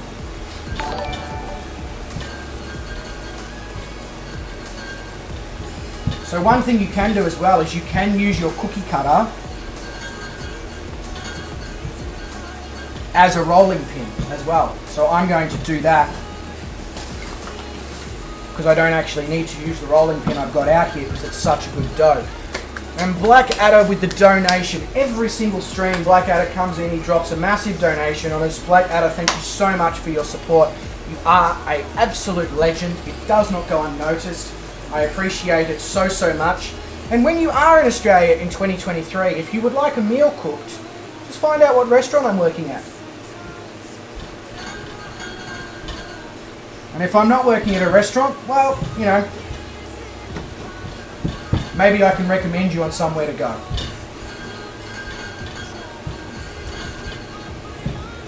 But cheers for being such a legend there, Blackadder.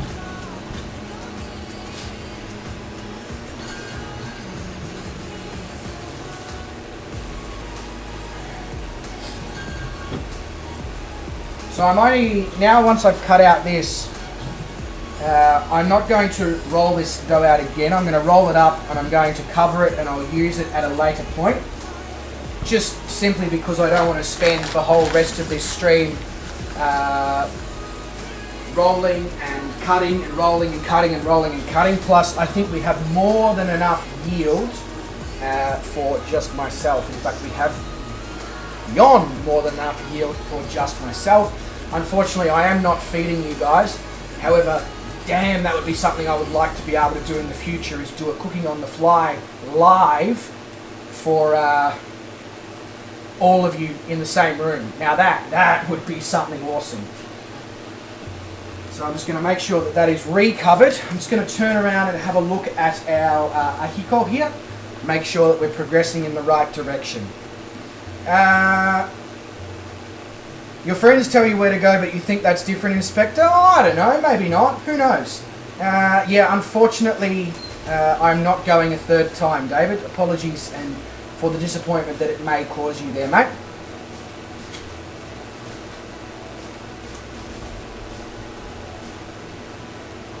yeah. She looking good, smelling fantastic. Pretty sure the dog thinks she's going to have access to that, but I can't give it to her because of the onion content. She's going to be very, very annoyed with me when she discovers that is the case. But what can I do, little one? What can I do? I didn't create the rules for dogs. If I did, dogs would be able to eat anything. Right, so what I'm going to do now is I'm going to take a chucks. Blackadder says, Bryce, do you live north of Melbourne? No, I live southeast of Melbourne, beyond Melbourne. From the CBD, I'm about 120 kilometres, so that's about 75 miles.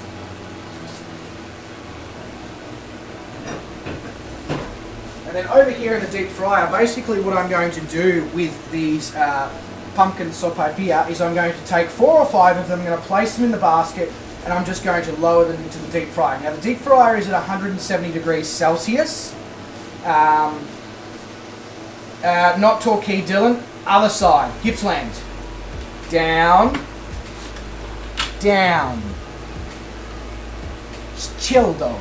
Actually, I probably could give her one of these. I've given her one of these before. So that's. But you know, as I was saying, so 4 or 5 of these into the fryer. Lower it down. I'm going to be looking for a very nice golden brown on each side. So we'll need to flip them in the fryer as they cook. If you don't want to deep fry these, you can obviously put a baking tray with baking paper or parchment paper or whatever you call it, and you can place them on there. Just make sure that you've oiled both sides so that you still get a nice golden colour in the onion. In the onion. In the onion. Yes, we're going to cook these in the onion. So, in the oven. In the oven. And we have bubbling going on behind us there.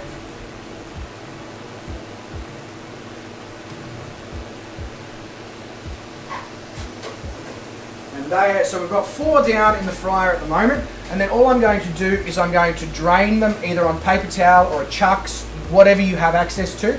Now I'm just going to do icing sugar over the top this evening. However, in the traditional recipe as well, they would also sometimes make up a traditional molasses sauce.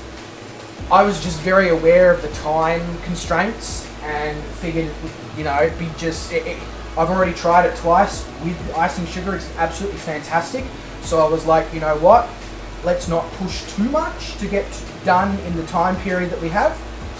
So I decided we won't do the molasses sauce in demonstration. However, I would be more than happy to put the molasses sauce into the cookbook or into the Discord for you guys if you would like to try the molasses sauce. I have tried it. I have tested it. It works. It was just too much to complete in a 2.5–3 hour time period.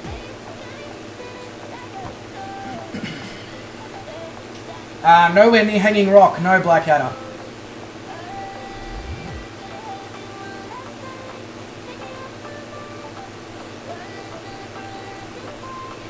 This scenery is bloody fantastic as well. Absolutely stunning. Alright, so now that that's boiling, I'm going to just reduce the amount of power I'm putting into it. And I'm also going to grab my second set of tongs just so I can keep flipping the sopaipilla over in the fryer.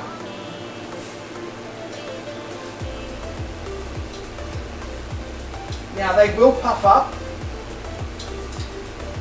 Don't be concerned about that. It's just because they're going to get nice crispy bubbles all over them. What I'm also going to do is just taste our Ajiaco, just make sure that we're going in the right direction of flavour with the broth, because obviously now would be a fantastic time to adjust seasoning, because the flavour will intensify the more heat we apply, and we'll be able to get a good gauge of where we're at right now.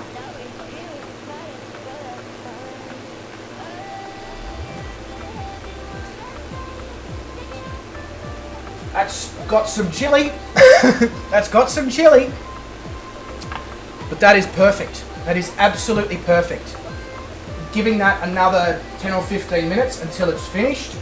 or until the potatoes, I'm able to stick a fork or a knife into them. All those flavours, like the salt is just not quite there, but I'm just obviously not going to add anything because in another 10-15 minutes the salt probably will be there. Damn, that's got some beautiful flavour. The smokiness of the smoked chili, pepper powder, the intense hit of the chili powder itself.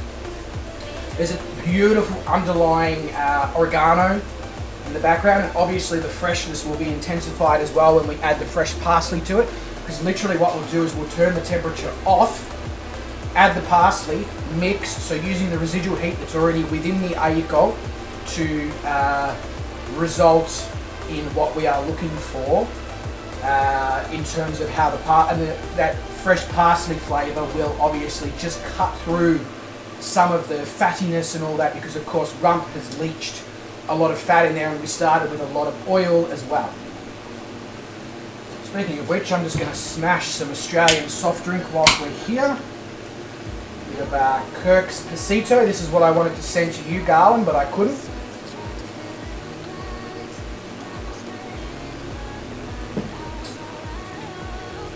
Yum. Now, so because I've only got one stovetop running, so what we're going to have to do here is once the Ajiaco is ready, we're going to have to remove it from the heat onto a tea towel, let it rest with the parsley in there so the flavours will continue to intensify, and at that point I'll put the water on for poaching the eggs. Down. I'll give you some soon, but you need to get down. Down. Good girl. Might just remove these a little bit from the edge so that someone can't lick them when I'm not looking. David says, can't you send a can of drink overseas? Not the way I'm doing it, no. Off. Patience, please. Where did I'm going to need to sanitize the bench now. Where did I put the, it's over there.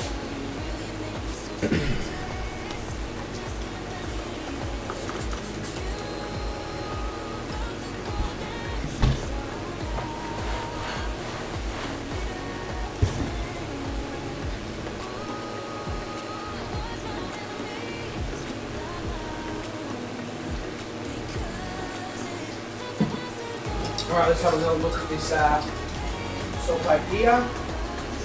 So the first batch almost are ready. And when you do sprinkle your icing sugar on, you obviously want to sprinkle the icing sugar when they are hot and when they are still slightly oily, so that the icing sugar sticks and penetrates the exterior of them as well.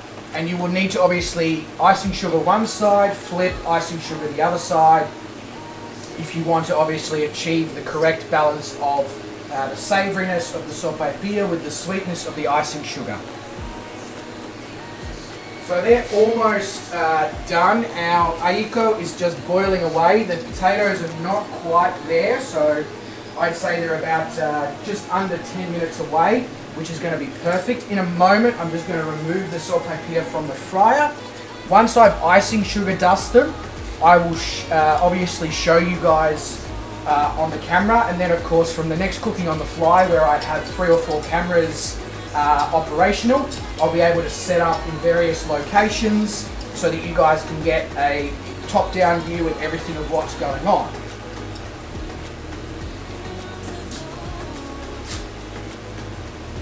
So just removing the pumpkin sopaipilla now from the fryer. And I'll put the next batch down,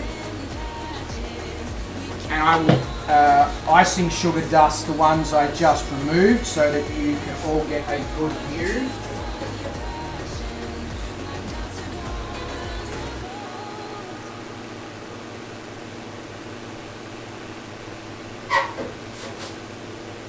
Right, so that's that done. Now, down you get, down, good girl. Down, patience. So to anybody who has just come across from Shane's Raid. Welcome, welcome, welcome. If you are interested in finding out what we are cooking, exclamation mark COTF into the chat will give you a We'll give you a more in-depth explanation about what we're cooking. So at the moment right now, the Chilean Ajiaco is on the stove behind me. The pumpkin sopaipilla is just off here in the deep fryer, cooking away. I'll be able to give you guys a look at the sopaipilla in a moment.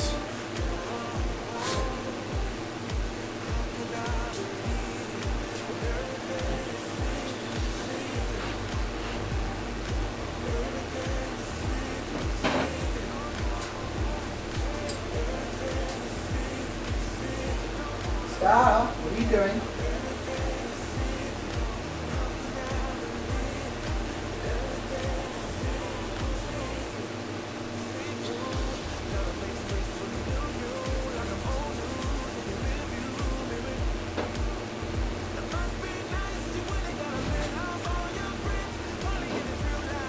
Right, so as you can see,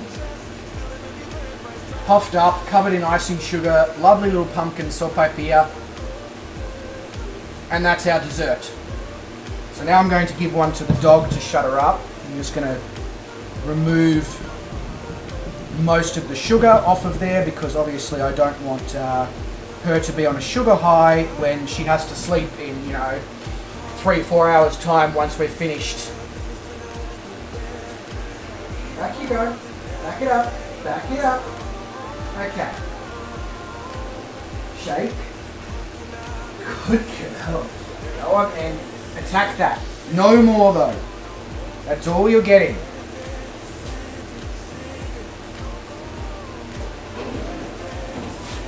In the meantime, I'll just give the Ajiaco a bit of a stir. Again, I do apologise that I am not able to give you a top-down view of exactly what's going on in this pot.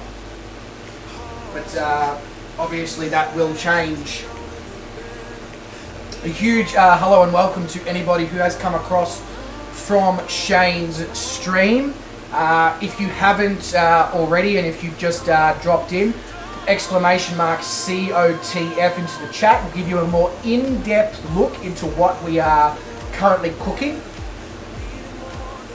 And we're actually not far off serving both the main course and the dessert. We will probably end up having to do the cocktail once we are on the ground in Santiago, or, well actually no, once we're on the ground in Santiago, because I don't want to be cooking on the second leg, which is a very short leg, mainly because there's going to be a blender and stuff involved, and I don't really want to be using a blender 5 meters from my neighbor's back door at what is potentially going to be 1 o'clock in the morning, 2 o'clock in the morning, or later. So again, I'm just going to wander over and flip the sopaipilla.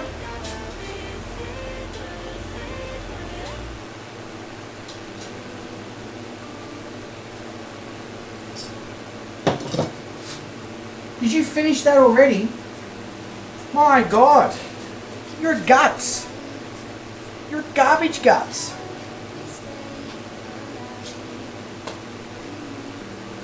Oh, I certainly do, Lonsky. I certainly do. I'm going to... So, I have multiple webcams on the way.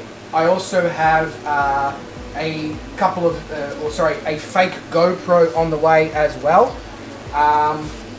So I'll be able to obviously rig up a huge... It's just... Australia Post sucks, and this stuff didn't come in time for this one, unfortunately.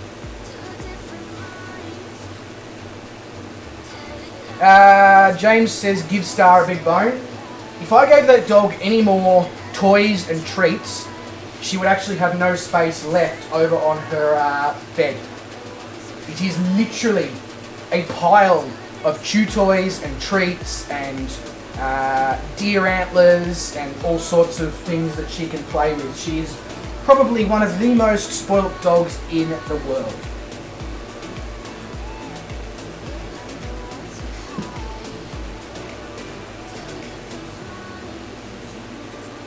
Alright, so that's now ready for the parsley to be put in. So I'm going to empty the parsley into our ajiaco,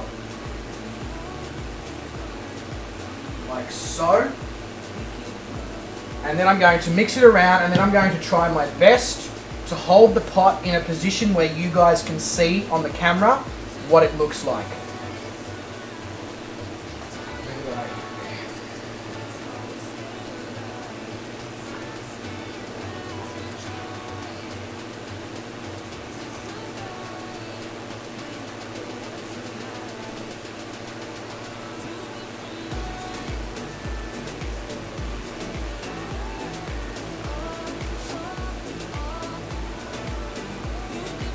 As you can see, a beautiful brothy stew of potatoes and meat and capsicum and onion and garlic and all sorts of delicious things with a huge amount of chili. So, what I'm going to do now is I'm going to just pop a tea towel here on this bench, just because of heat concerns. And then I'm going to place the pot on that tea towel. So, now what I'm going to do is I'm going to take my pot of water here. Now this is just water, so we'll need to season it and we'll need to add vinegar to it. Turn that on. I'm going to add salt. I'm going to add a small dash of vinegar. So this is for the poached egg. So traditionally in Chile this dish is served with a poached egg on top of it. So basically it's a chili beef broth with a poached egg. I mean, yum. Really, really yum. And then I'll take my white wine vinegar here. I'm just going to put a small dash. Now it doesn't matter what vinegar you use for this. Any vinegar. And all that does is it helps the proteins of the egg during the poaching process to not separate and to create a fantastic poached egg. So, now my slotted spoon, which is here, is going to give that a quick mix to make sure that the salt dissolves and that the vinegar makes its way to all the places in the pot that we want it to, like so. And then I'm going to crank the temperature to the absolute maximum. We're going to bring the water up. Now we don't want to achieve a boil, we want to achieve around 85, 90 degrees kind of thing. Just because obviously we don't want to super cook the egg whites before the egg yolks are cooked.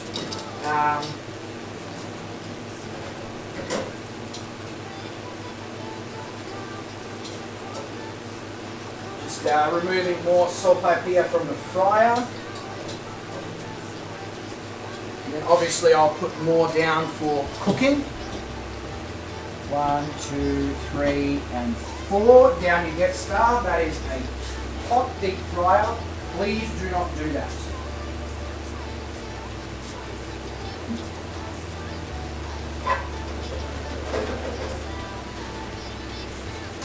And then we'll have only one more batch left to fry.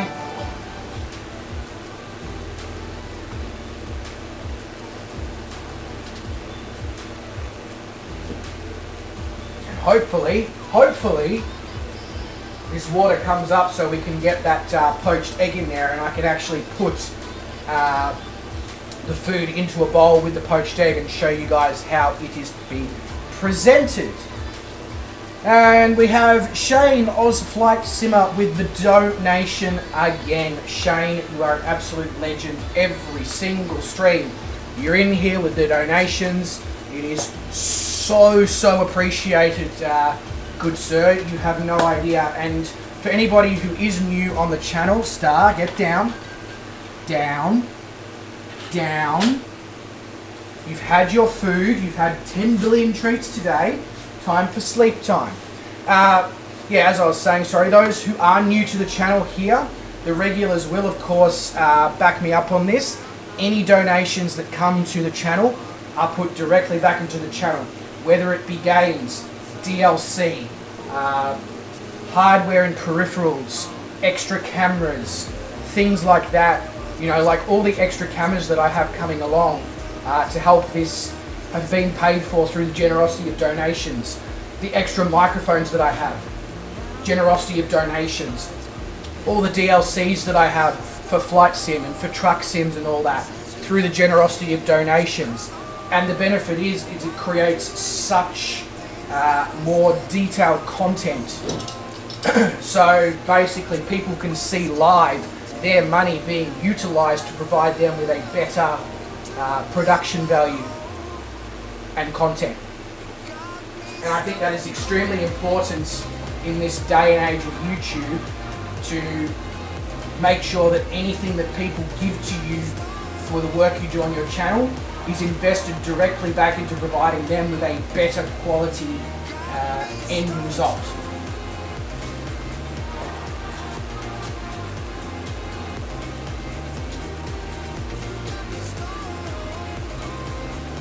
Just flipping more sopaipilla. Oh, another time, thanks. How close are we to Santiago? Is that Santiago in front of me? If it is, I may actually have to come and land before I finish the rest of this cooking demonstration. Bubba with the absolutely fucking huge, insane donation. Bubba, legend. Thank you so much for the support with the channel. I 100% agree with you as well. My little sous chef is an absolute superstar, and she is a complete slew for snacks. She really, really is. But Bubba, thank you so much, mate. Really, really appreciate that. It will be directly invested back into the production of the recipes and the testing and the food for the following cooking on the fly stream that we complete.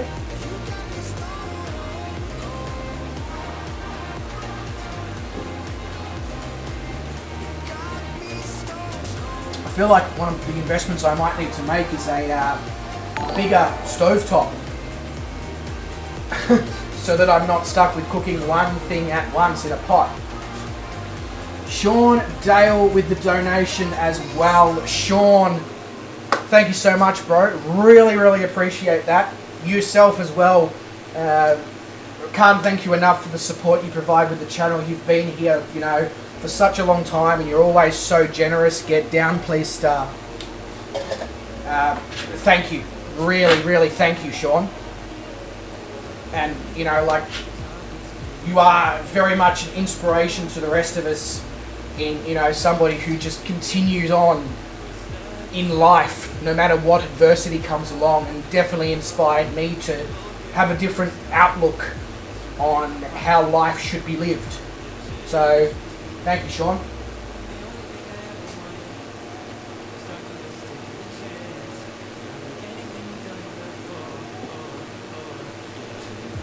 Alright, so those sopaipillas are ready.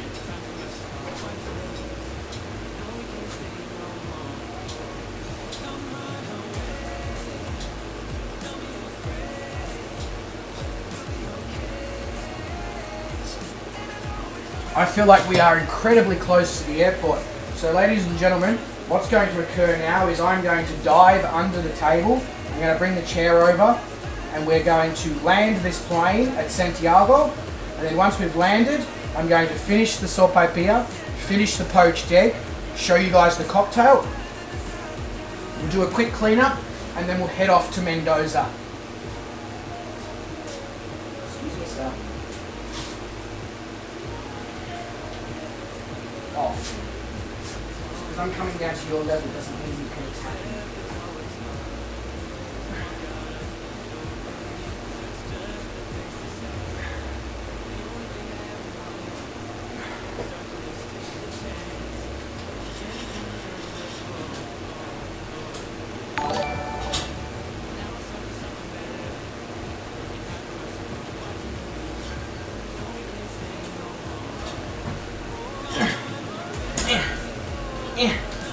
Come on. Get up there, you bastard. Come There we go. Alright, just gonna...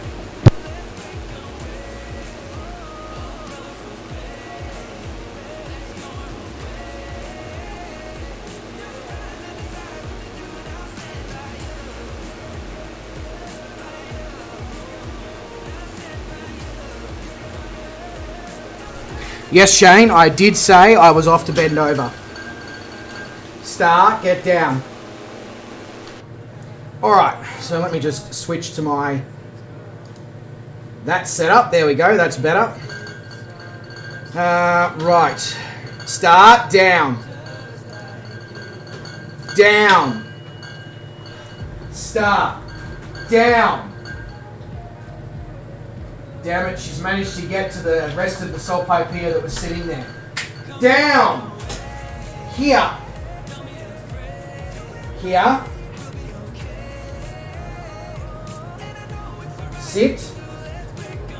And stay, you cheeky little shit. Oh my god. So the autopilot has a mind of its own.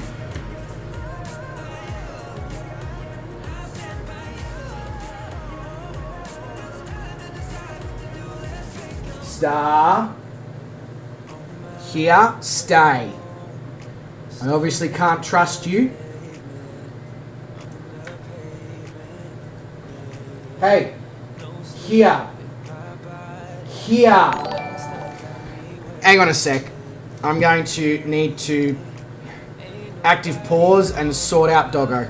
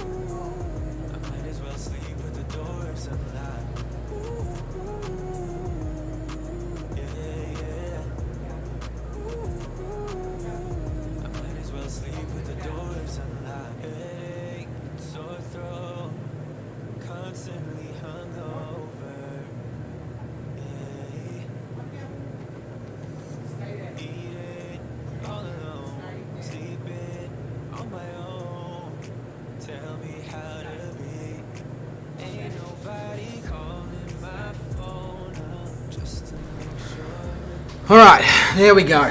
There we go. I've banished her to the couch. She ate the rest of the raw Sopaipilla that were meant to go in the fryer. The little shit.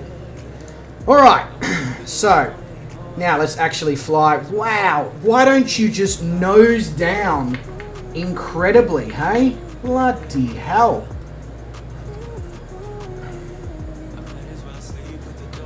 Yes, Shane, I understand that I need to talk nice to the dog, but at the same time, if she eats the food... No, you were put on the couch. Couch. On the couch.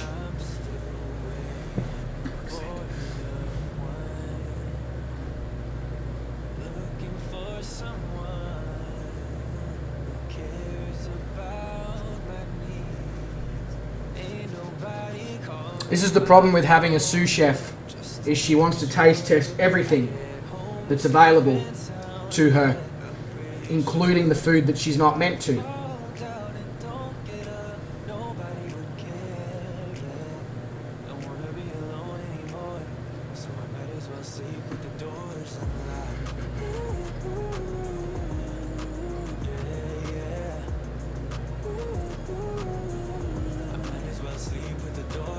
Just checking to make sure the music was still playing. It is. Fantastic. You need to stay there, Star. You need to stay there. Now, huge shout out and a huge thank you as well to Black Evo for the massive donation as well. Very, very, very muchly appreciated. He says, for dog treats and Bryce treats, looks amazing. The thing is, I have dog treats that I could have actually given her, but she's such a garbage guts. Stay.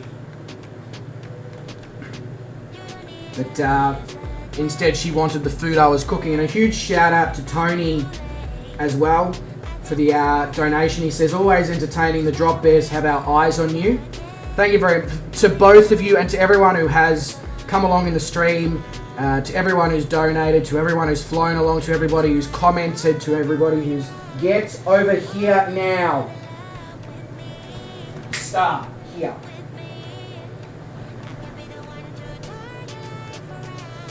Sit. Stay. I don't recommend flying an aircraft whilst trying to discipline a puppy dog. It is very much a test of the concentration skills, that is for sure.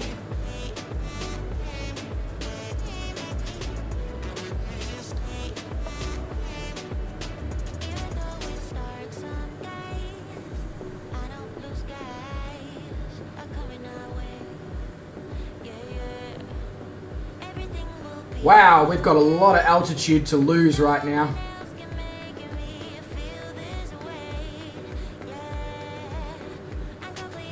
And I think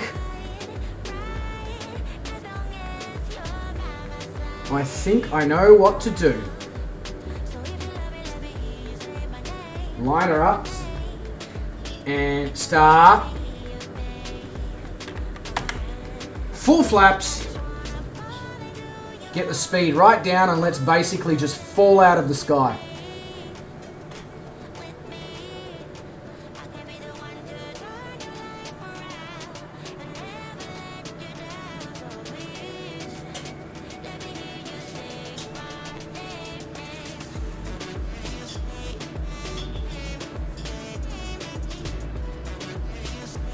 Papa is 7 months old, so that's why she can be such a little shit sometimes. Over here. Here. Sit. And stay. There's only so many more times that I will ask you to sit and stay before I actually banish you from the cooking area, dog. Engine is completely cut. Oh, talk about panic. Star over here. Talk about panic stations. Then I thought we were about to have a crash to desktop there. But no, we good, we good.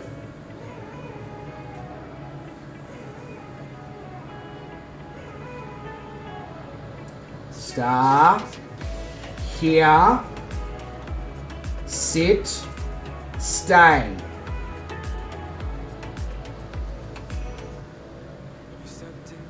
I said sit and stay, not climb all over me.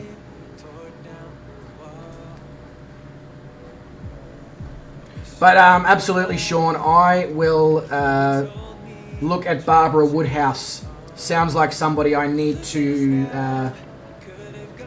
have contact with. No more food for you now. No, no, no, no. No more food for you now. You've well and truly done your dash on food this evening, little miss. Stealing food from behind me when I couldn't see you off of the table. That is not acceptable behaviour. And Garmy Wombat with the donation as well. Garmy, you are a legend. Star, get over here. Sit and stay for the 65th time. Here. Sit, stay. The question is, can the pilot land the aircraft whilst he's trying to discipline a dog as well? But yeah, Garmy, thank you so much for the support there, mate. Absolutely much appreciated. If somebody could put exclamation mark Garmy into the chat. Garmy Wombat does his own Microsoft Flight Simulator videos. They are absolutely superb. He does fantastic showcases and montages and all sorts of cool things. Highly recommend going and subscribing to his channel.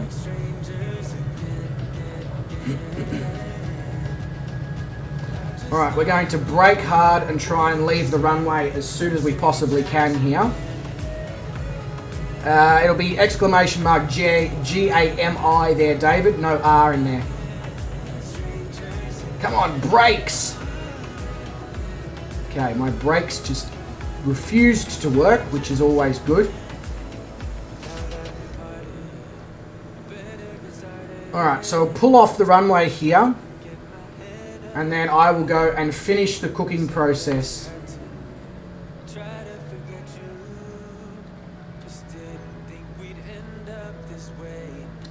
Alright, so that's that. Be back in a moment.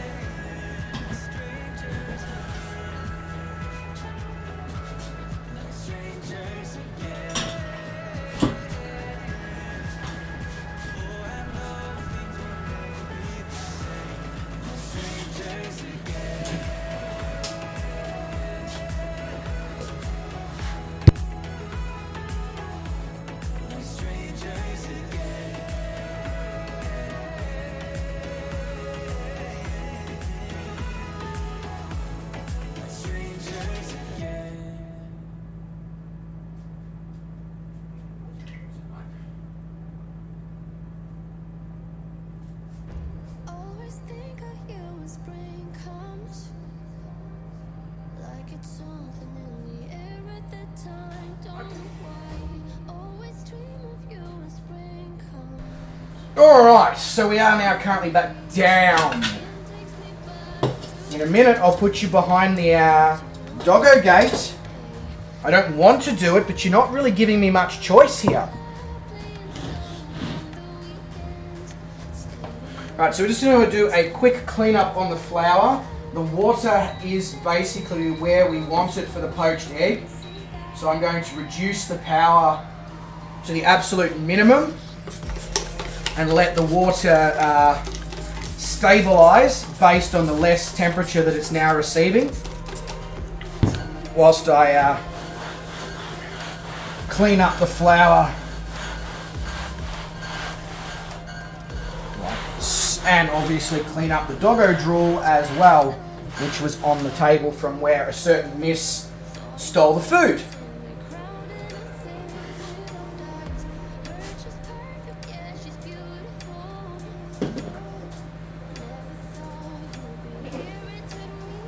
Alright, so I'm just going to, whilst that water stabilizes, I'm just going to icing sugar the rest of the sopaipilla that have come out of the fryer.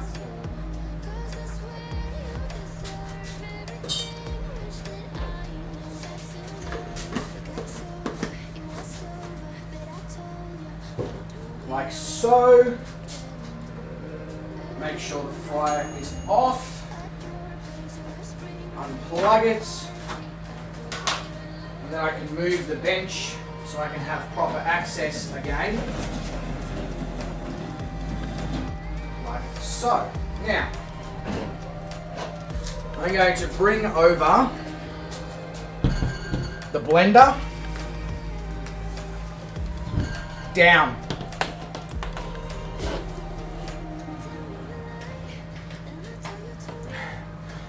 Plug that in. So now we're going to need the scales. We're going to need our last chopping board. We're going to need our citrus fruit that we have here. We're going to need our juicer, which is here. Like so. And basically what I'm going to do is, with this, the way I've done this particular dish, actually I just realised I need to just give the knife a bit of a wipe with some sanitizer, like so, just to help remove the parsley, and in case Doggo did get to it. I don't think she did, but it's just a good safety to go with. Programs with the donation. Mate, thank you so much there, bro. That is absolutely phenomenal. Bro, cheers. From somebody like yourself. That is legendary. Legendary. So I'm going to half all my citrus fruits here, and then we're going to hand juice them. I mean, I could have got out my whole juicer contraption, but that would have been more setup than it's worth for what I'm doing.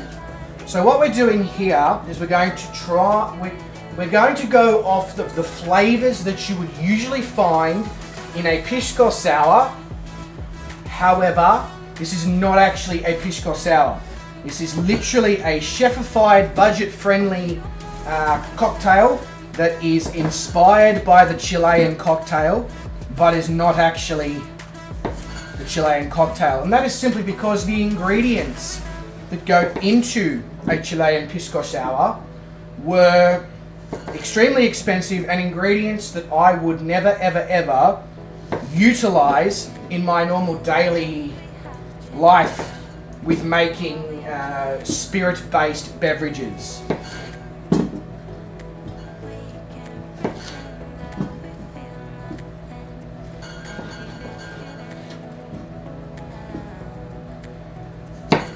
So I have a selection here of citrus from my backyard. We have limes, we have Washington Navel baby oranges, we have a lemon. Basically, I went and raided the backyard trees a couple of days ago, grabbed all this stuff, and that's what I'm going to make this. Now, to replace the Angostura bitters that would usually go into this, we have ruby red grapefruit that I'm going to juice a little bit of juice from. Now usually, and to replace the rest of the flavors and provide a similar style experience, we're going to use a mixture of Aperol Aperitivo and a muscat wine for the sweetness.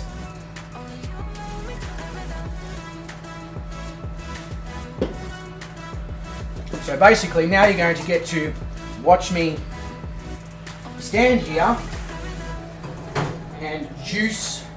So this actually needs a bit more power to stay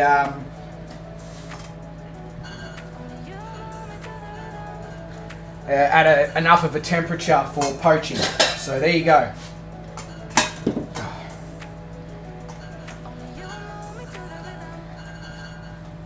Some of these have got absolutely no juice in them whatsoever.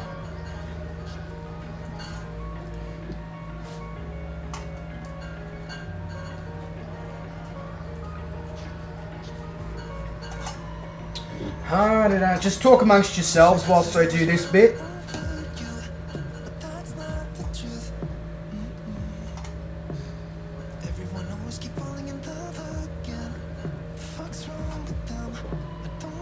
Some of these limes that I picked are absolutely useless on juice. But that's alright, because I definitely overpicked.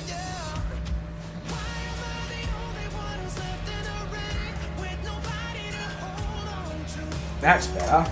So that one is dead, and that one is dead in juice as well.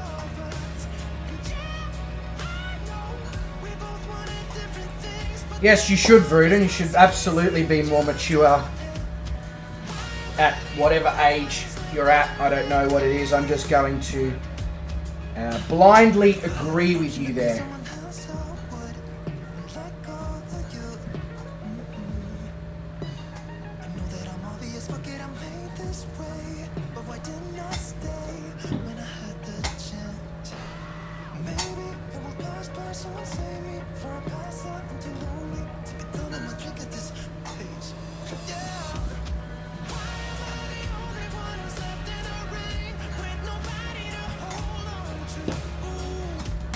It's actually a really decent hand juicer, I must say. I'm very impressed. So for those of you who are obviously on the ground, feel free to load up the flight plan to Mendoza. Also feel free to fly around, because of course I will serve this all up. Then I will do a quick cleanup, and then I will come back and obviously fly to Mendoza.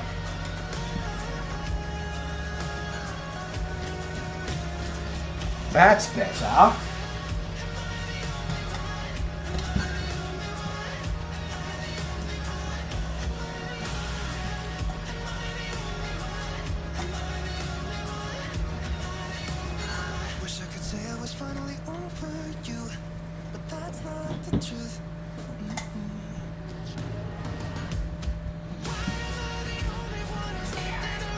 Nearly there.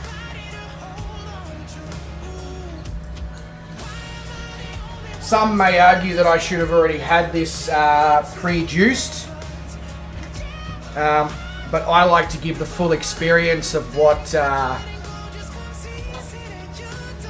you know, some of you may obviously need to experience, especially as most of you probably do only have access to hand juices.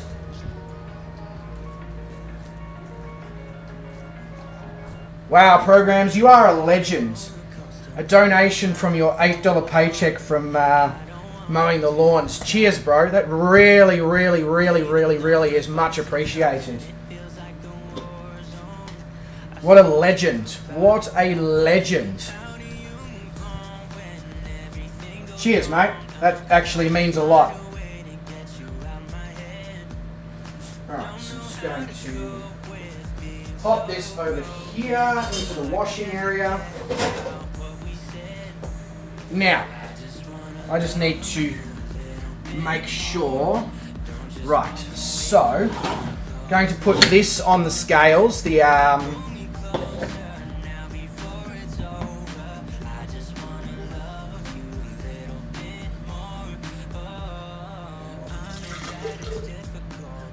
right, so that's that, and then I need to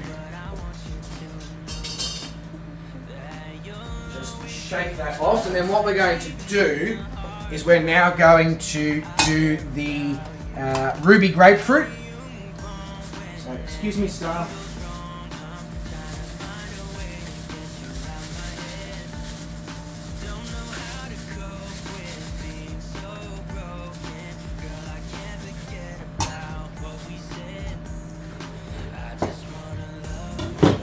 Oh baby, look at that.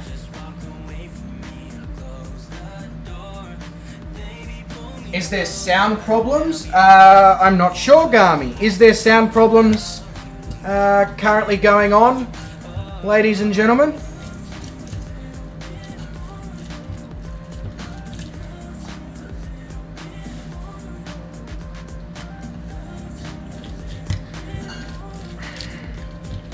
Just using the blender jug here to block my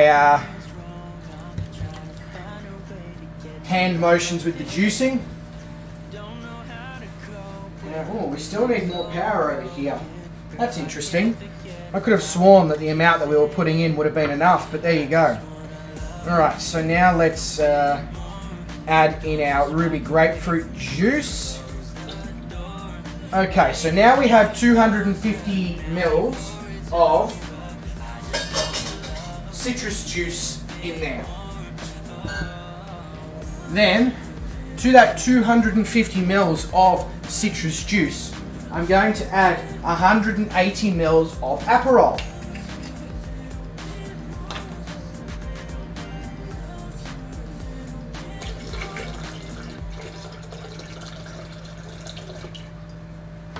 Go, 180 mils of Aperol. Now, to that, I am going to add, thought so, 70 mils of muscat wine.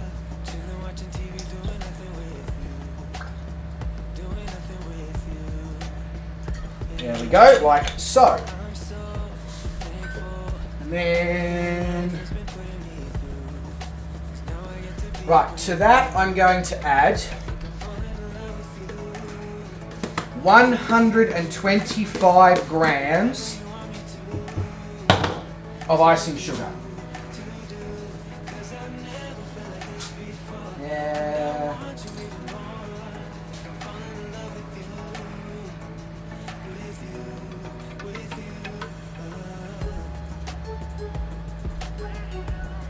That does seem extremely excessive.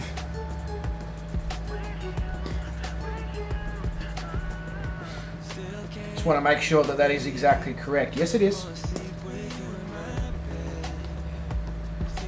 Right, there we go. There's our icing sugar into there.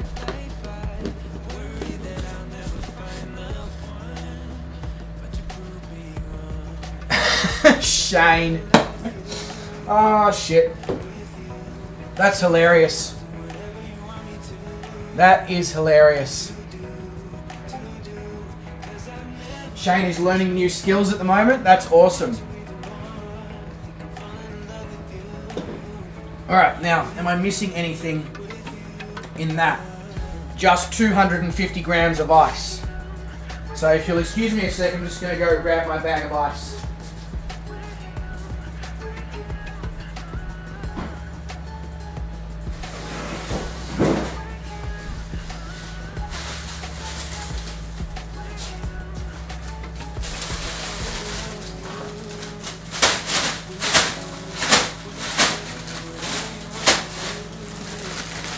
Right.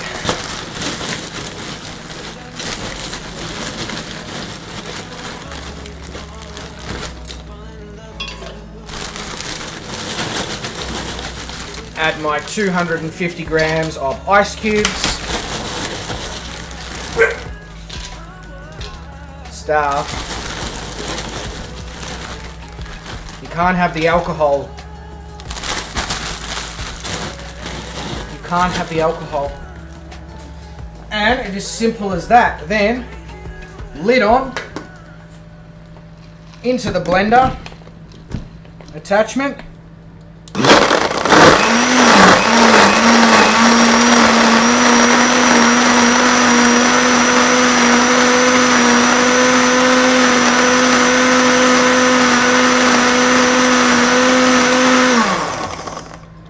There we go.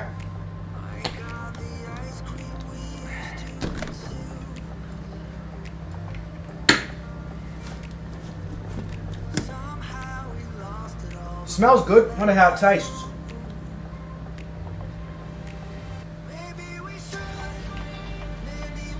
That's bloody delicious. That is really good. Really good. Now, seeing as the cocktail's already done, and that, okay, the water is now good for our egg, so we can finally get the egg in and cooking. I can go grab the bowl to serve the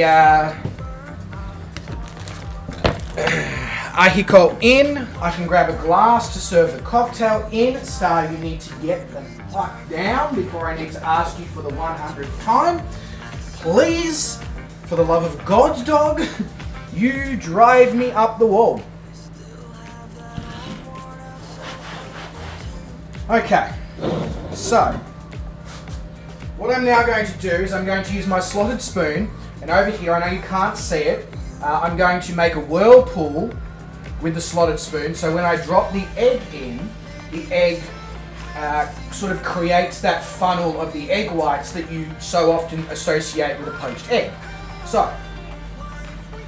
one of the tips I can very much give you is break your egg into a bowl, lower the bowl into the water to use to help get the egg in with less of a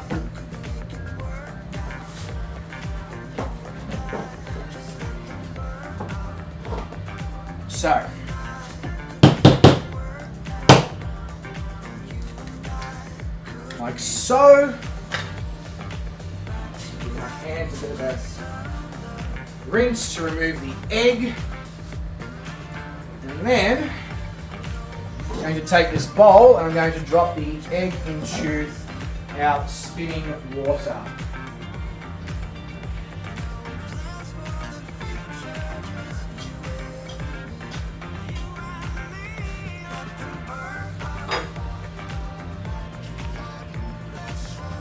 So, now, I'll be back in 2 seconds. Going to go grab a bowl to serve this Ajiaco in. Going to grab a glass to put the cocktail in.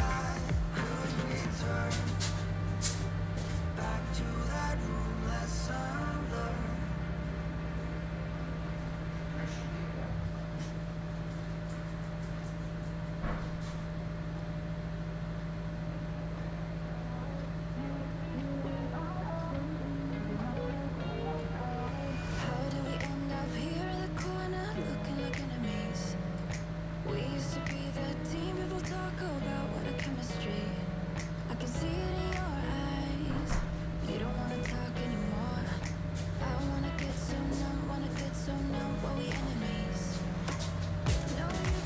Alright. So.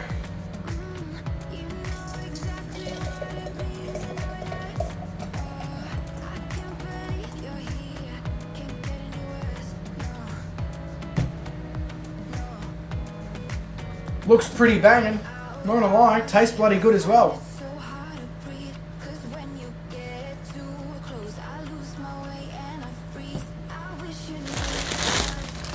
Oh.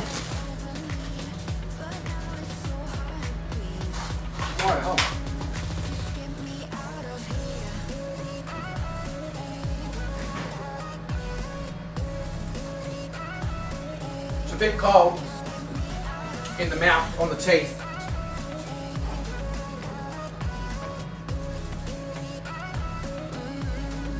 Rightio, so poached egg is almost ready. So what I'm going to do now is I'm going to take the bowl that I grabbed, I'm going to take a serving ladle, give the Ajiaco a bit of a mix because now it's had time to obviously infuse more flavours into there.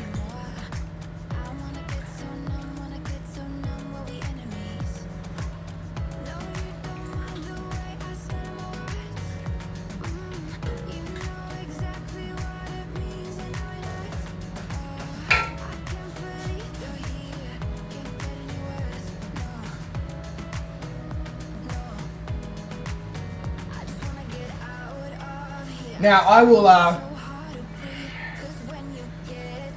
will give a more up close look once I have done a bit of a clean up and all that. But ladies and gentlemen, I will add an egg to the top of this, and then we are done. We have done Ajiaco, we have done Sopaipillas, we have done the cocktail as well.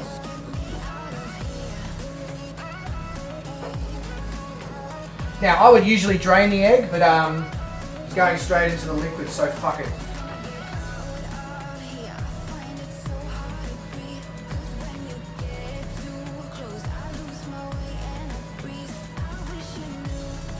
And there we go. So as I said, I'll give everybody a proper look at that in a moment, but what I'll do now is I'll pop on the intermission. You guys can enjoy the tunes. I'll be 10 minutes or so just to quickly get everything sorted, things that need to go in the fridge, dishwasher loaded, and I will return. Excuse doggo.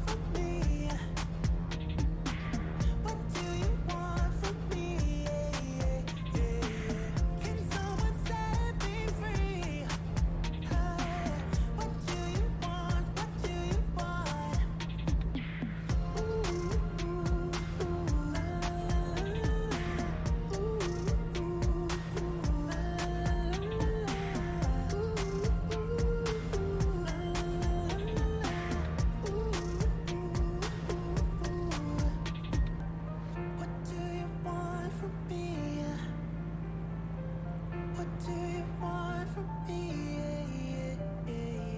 Can someone set me free? What do you want? What do you want?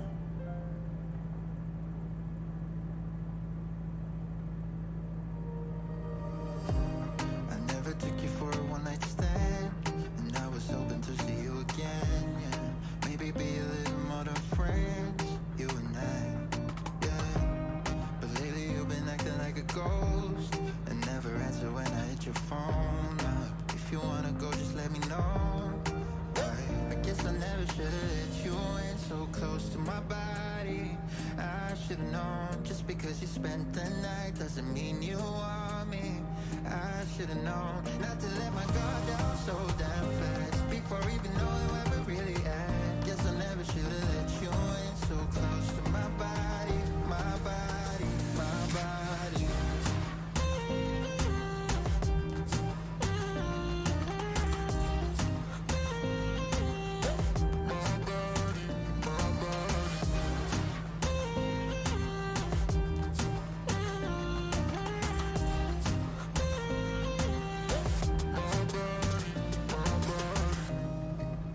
Get you out of my head. I wanna take back everything I said, yeah. I wish I never got in your bed that night.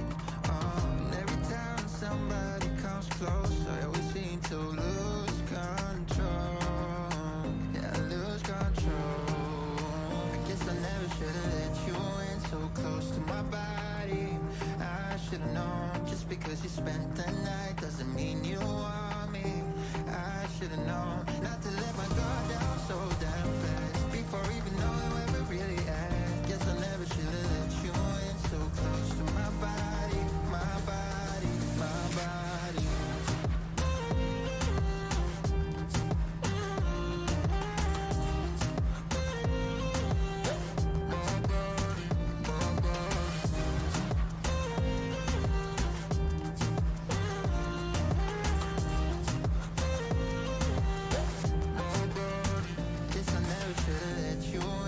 Close to my body, I should've known, just because you spent the night doesn't mean you want me. I should've known not to let my guard down so damn fast, before even knowing where we're really at. Guess I never should've let you in so close to my body, my body, my body.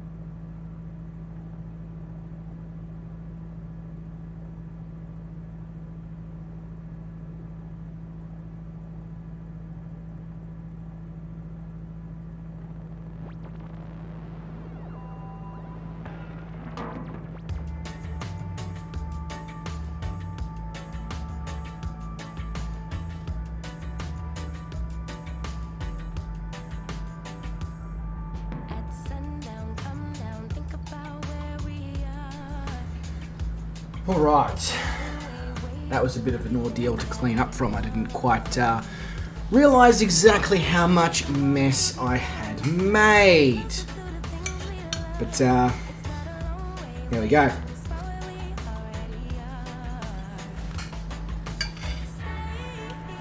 Definitely worthwhile.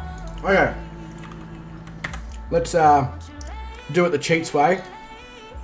Go to the main menu, reload up on the runway. Let's head to Mendoza. Enough messing around.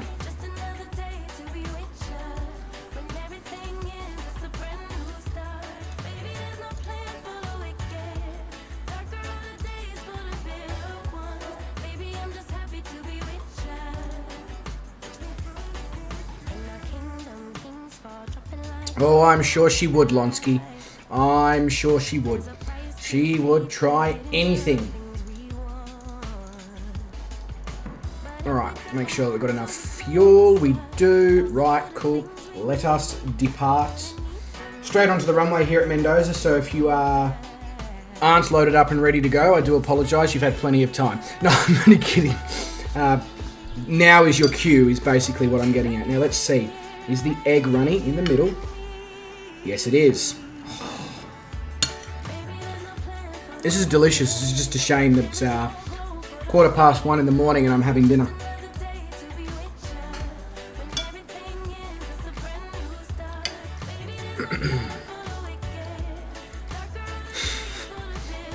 Yeah.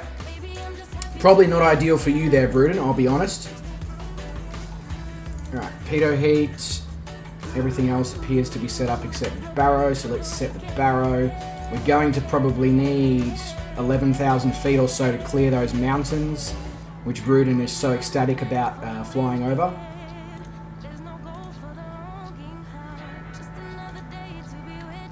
Remove that. Let's go.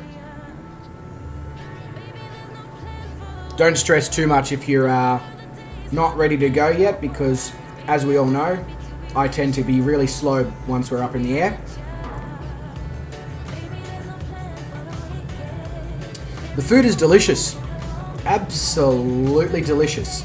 How many people did I miss saying goodbye whilst I was gone cleaning up? Probably a few. Shout out to those legends who hang around till the end of the cooking. It does certainly mean a lot.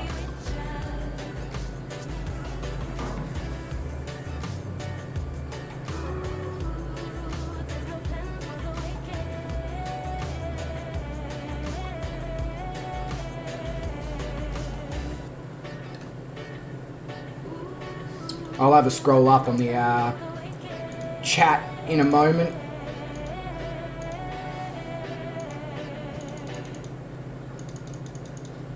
Diamond Sierra Alpha Golf, contact Santiago Center on 119.7. Good day.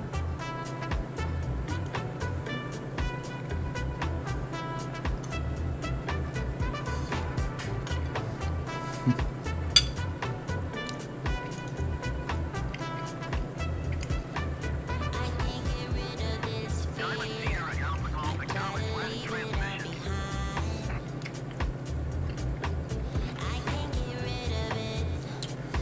So Shane left and James left. Oh, okay. I didn't actually I thought I would have missed a lot more than that. That's cool. All good. Sweet as. Alright, now we're on our way to Mendoza. So this is about an hour. Just over an hour, I believe. And we're going to get some fantastic views. Speaking of which, how good does Santiago look? Like, oh, wow. Oh, and Bubba. I obviously missed Bubba. That's my bad.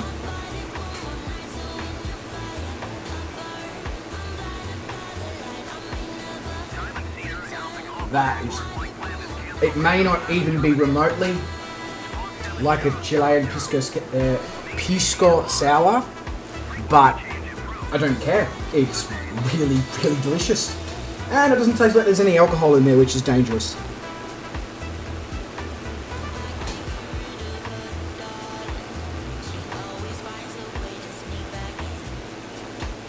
The only thing I will say is maybe not 125 grams of icing sugar. Might back that off a little bit because it is a little bit on the sweet side.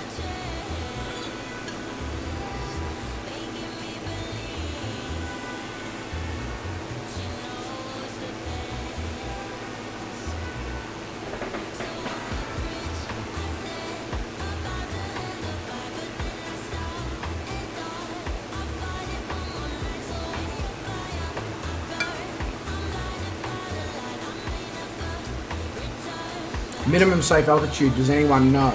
Well, it'll be high.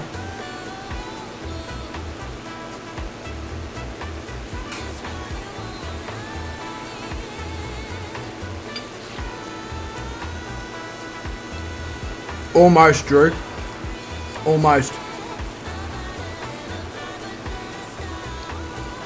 So maybe we'll back it back to like a 90 grams or kind of thing.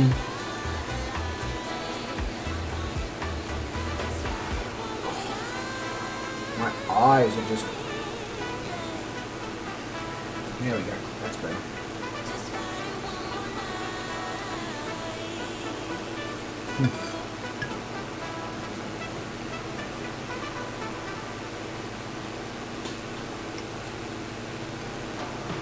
This is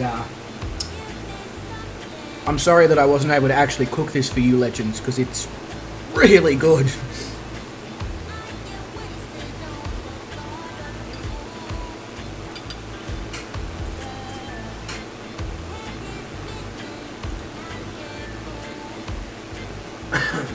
Or it might also be a little bit spicy, but it's really good. Oh.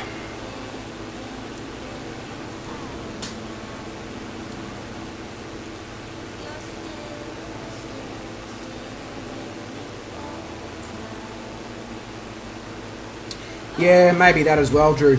Maybe that as well.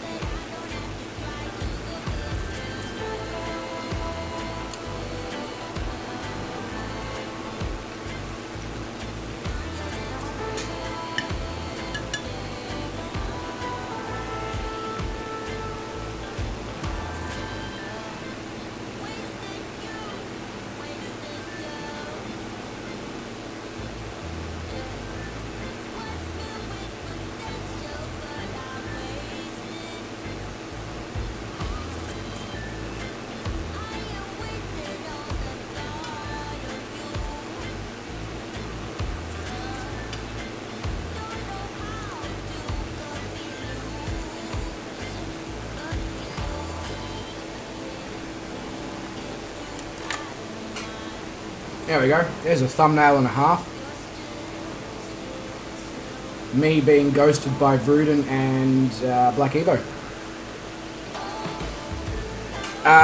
No, not the cocktail, Sean. The dish itself, brilliant. Not the cocktail.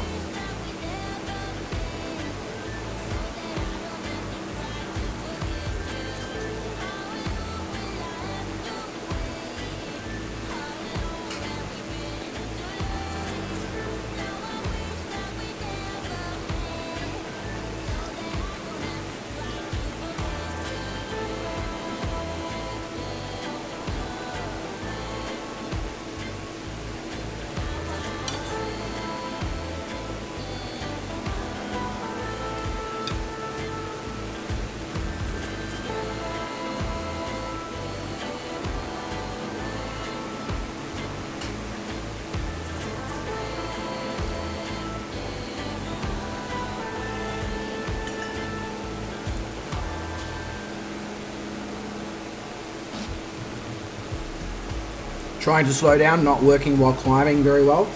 Yeah, probably not.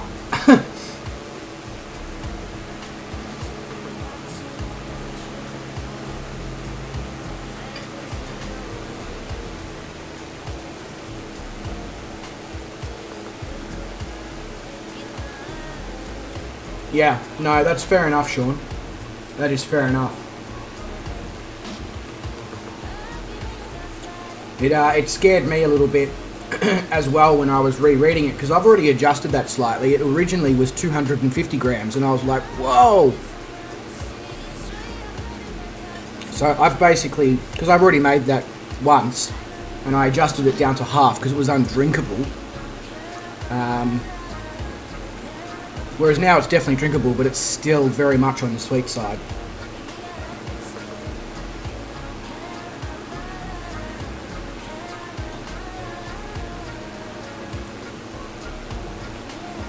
I hope everyone's enjoying the ASMR of me slurping away at this thing.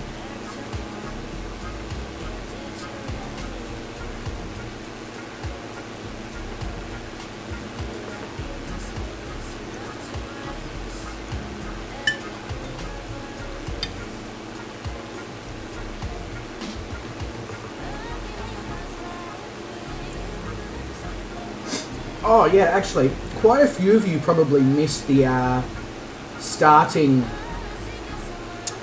preview and all that. So if anyone who wasn't here at the start, if you'd like to see the starting preview and a much more what's the word I'm looking for? A much more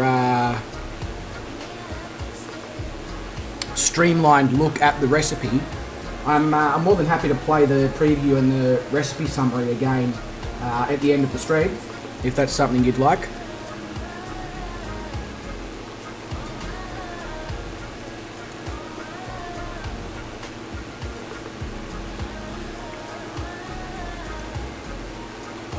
Yeah, condensed. That's the word I'm looking for. Thanks, Garland.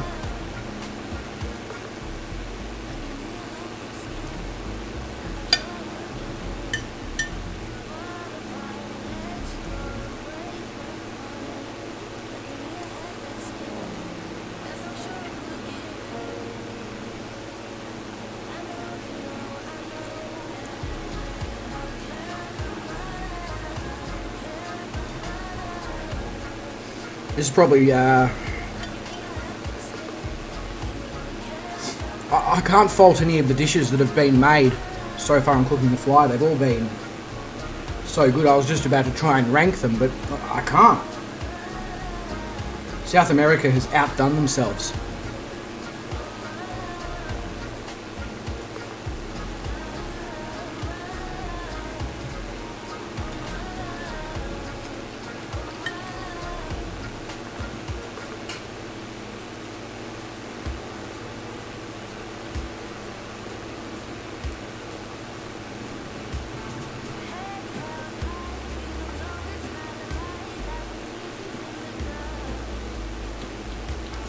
But Sean, 60 grams, 70 grams of icing sugar would be more than enough for that cocktail.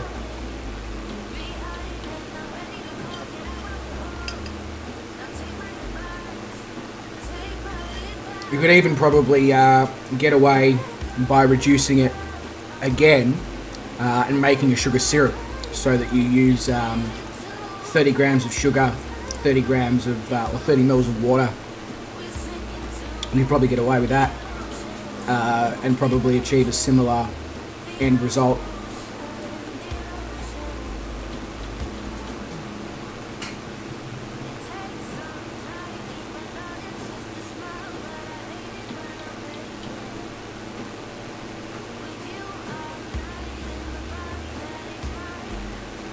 Just going to mute the microphone for a moment because this is about to get very slurpy and very ASMR-y.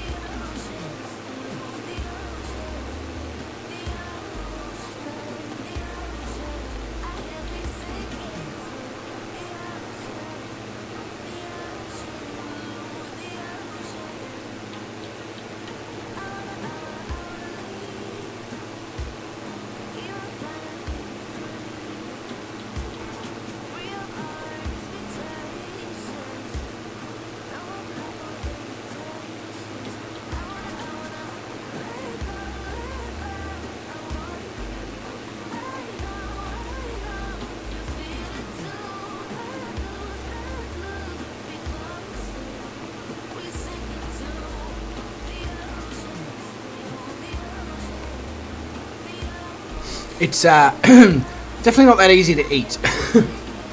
Basically, once you've eaten the veggies and stuff, and the meat, it's definitely a case of drink it out of the bowl, which is fantastic, you know, for the person eating it. Not so fantastic for those who might be listening over a microphone on the stream. So I'll just keep muting the mic and keep sipping away at that Ajiaco. Two Mops says, number one chef. Thank you very much, Two Mops.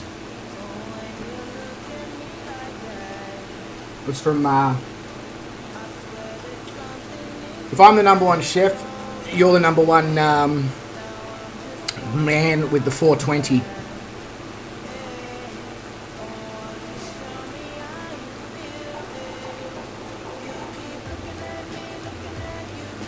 MSA is 18,000 feet.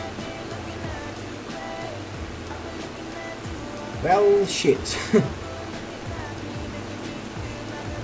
I don't even think the DA40 can go to 18,000 feet.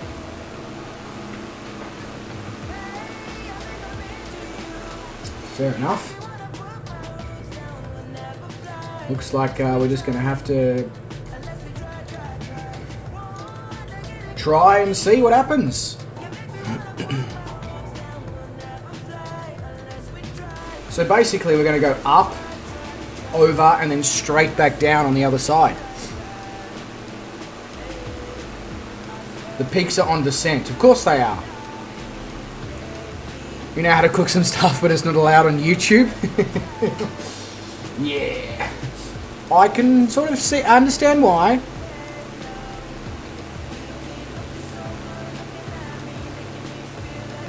Absolutely, Sean. And the blokes who are, you know, like Black Evo or whatever, who may not be flying this in VR right now, I'm not sure. Definitely, I would recommend him coming back and flying it in VR at some point.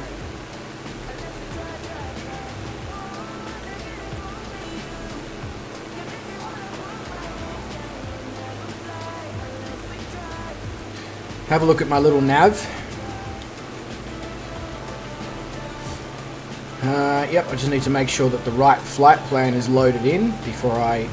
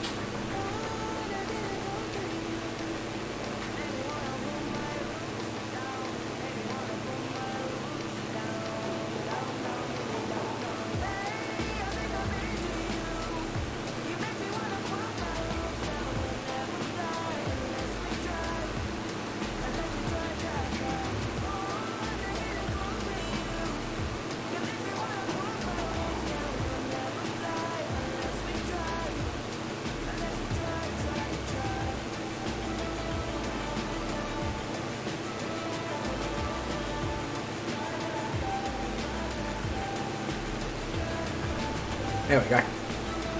That's better.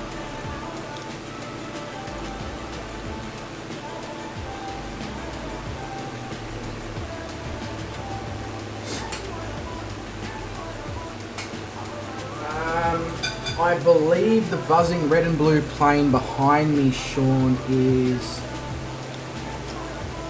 I believe that's Dylan Slater. I just can't remember what aircraft it is.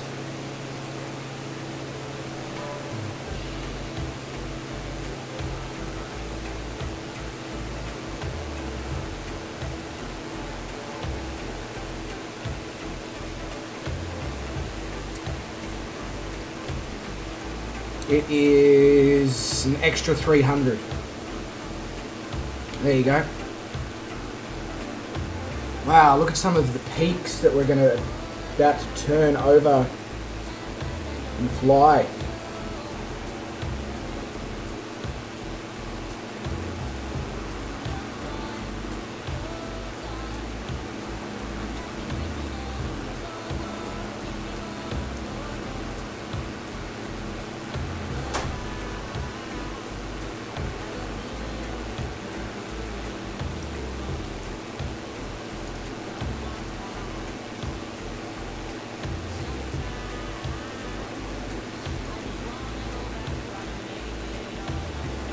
I'm going to be very, very surprised if this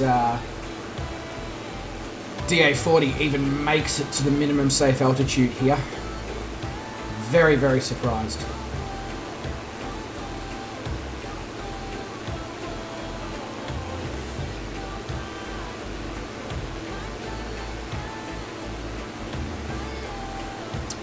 Not a problem at all, Sean.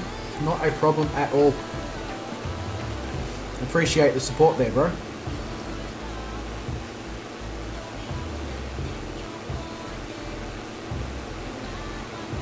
Oh my god, Fozzie's in the helicopter. And so is Vruden. Vruden's going to have a rough time. A very rough time. Hey, Dan Random. How you going, mate? Yeah, the cooking was great. I just actually ended up needing to pick a slightly longer leg than what I had planned, but that's all right. I'll know that for next time. If I want to keep fitting, you know, 2 courses and a cocktail, possibly thinking of doing 3 courses and a cocktail in the future. So yeah, I'll definitely make sure that I'm planning it on, you know, 4+ hour streams.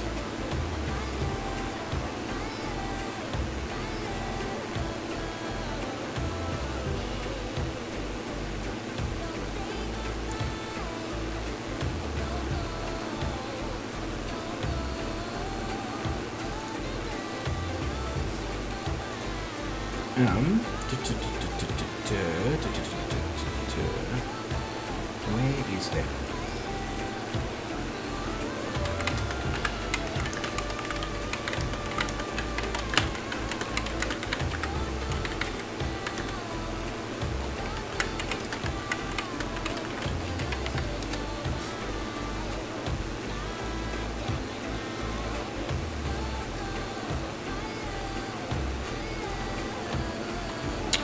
No worries, Garmy, mate. You enjoy the rest of your evening. Look after yourself. Stay safe, stay well, and don't do anyone I wouldn't do. Yeah. And thank you very much for your donation as well, sir. It's very much appreciated. Dan Random says, good mate, had my spine surgery last Wednesday and feeling great. This is fantastic news. Dan, absolutely fantastic news. I'm glad you're feeling really, really good.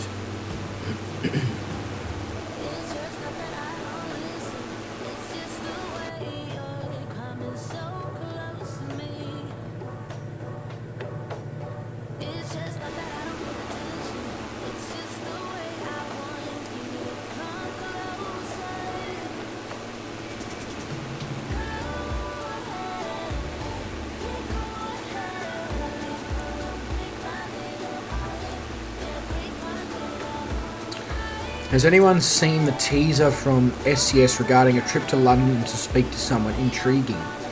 But don't they already have UK on the Euro Truck Sim map? Actually, that reminds me.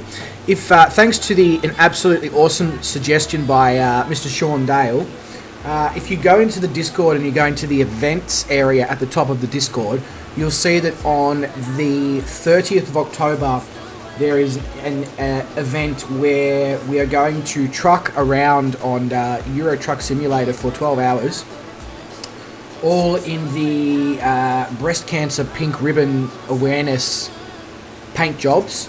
And we actually have a page on the Cancer Council website as well where our stream will be streamed live on the Cancer Council page when we do it, in an attempt to raise money to, you know, obviously help find a cure for breast and gynecological cancer. So if that's something that you guys are interested in or whatever, or you'd just like to make a donation to the cause, please do jump into the events section in the Discord and check it out. The link and all the details is all in the event itself.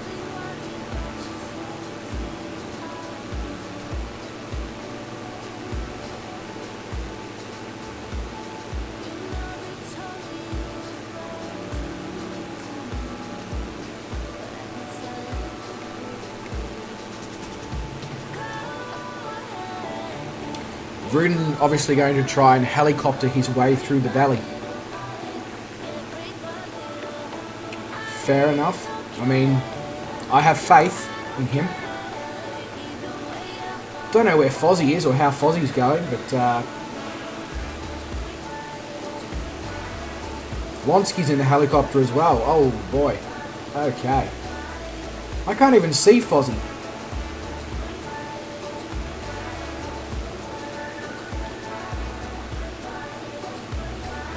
Yeah, this is freaking spectacular.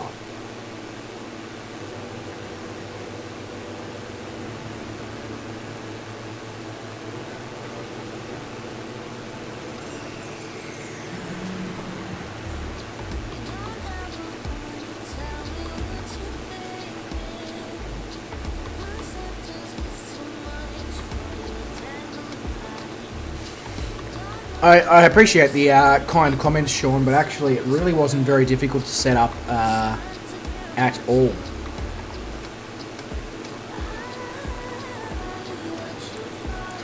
Passing UMKAL at less than 18,000 is a guaranteed CTM. Oh, okay. Cool. Fair enough. But yeah, Sean, it actually wasn't really that difficult. I just Googled Pink Ribbon charity streaming and event, and the Cancer Council website popped up, and turns out that you can link a whole streaming event into it, and I was just like, okay, sweet, that works perfectly. So yeah, it wasn't difficult at all, but appreciate the suggestion. Tony says we're doing ETS or ATS. We'll be doing ETS in that stream, Tony.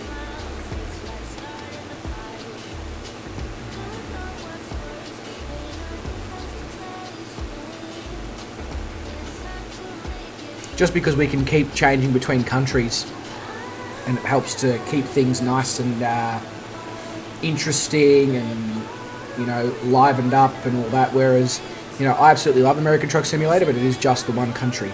So I figured that ETS is definitely a good option, and I will actually probably be needing people like Wes and Brett to multi-stream and potentially host separate convoys as well, just because I get the feeling that there's probably going to be more than 8 of us who want to drive in these streams, so we may have to have a couple of convoys running.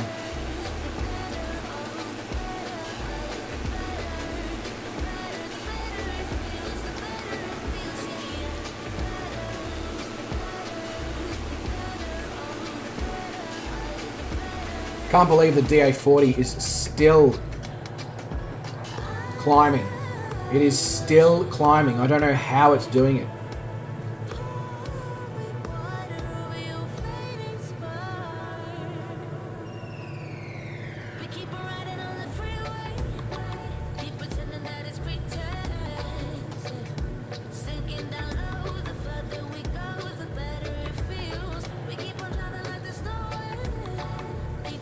Oh, there you go. Garwin can potentially host one as well. That would be awesome. No worries, Garwin, mate. You have a good one, good sir. Look after yourself. And I'm sure I will talk to you soon. The ceiling of the DA40 is 16,000, so we're actually going 2,000 feet above the DA40's maximum operational ceiling.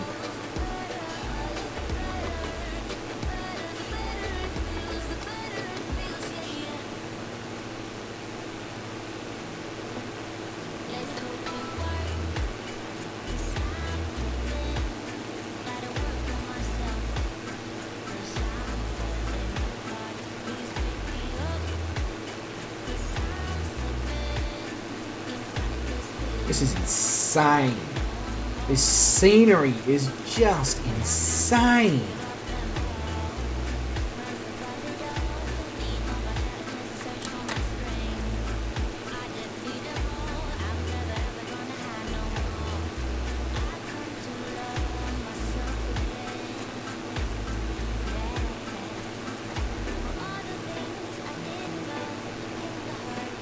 So I certainly don't recommend flying the DA40 at this particular height in real life, because you will run into obvious various troubles.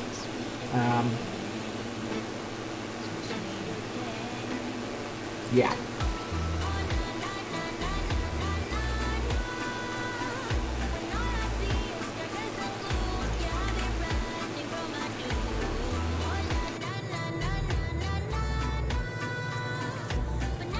My God. Only just going to clear.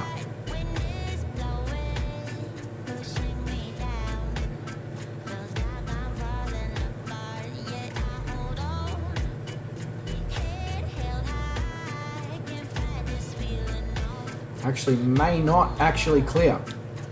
May still need to go even higher.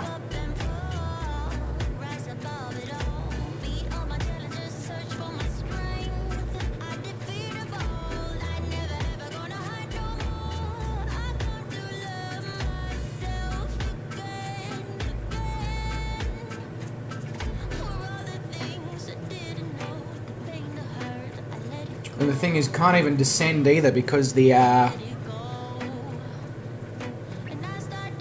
peaks on the other side are just as high up. My barrow is good. I've adjusted my barrow. I keep adjusting my barrow as we get closer and closer. We're all good there. And we should clear it, but insane. This would not be great in the clouds, Vruden. This would not be great in the clouds at all.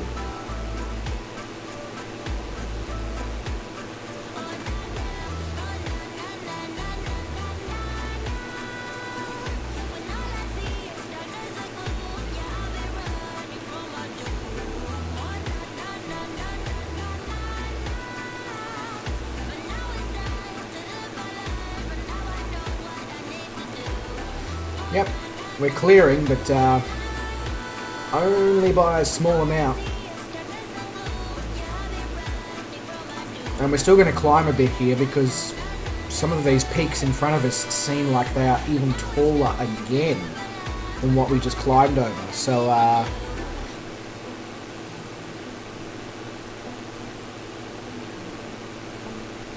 we're going to try and attempt to fly at 20,000 feet in a Diamond DA40, something that should never be done, ever.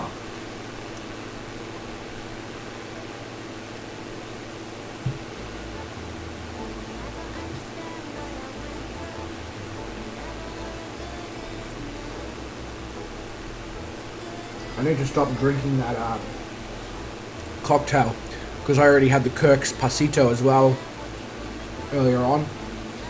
Too much sugar. My mouth is starting to go all like on the inside from the amount of sugar. I don't like that. So, stopping.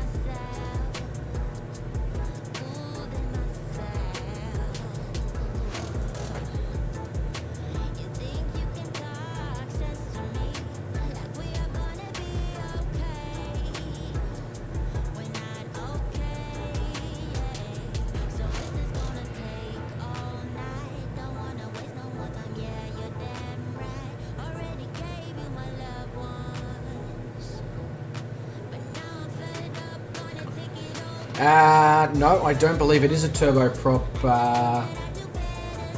Dan, which just, you know, goes to, again, comes back to the whole, you know, you don't want to be taking it to 20,000 feet.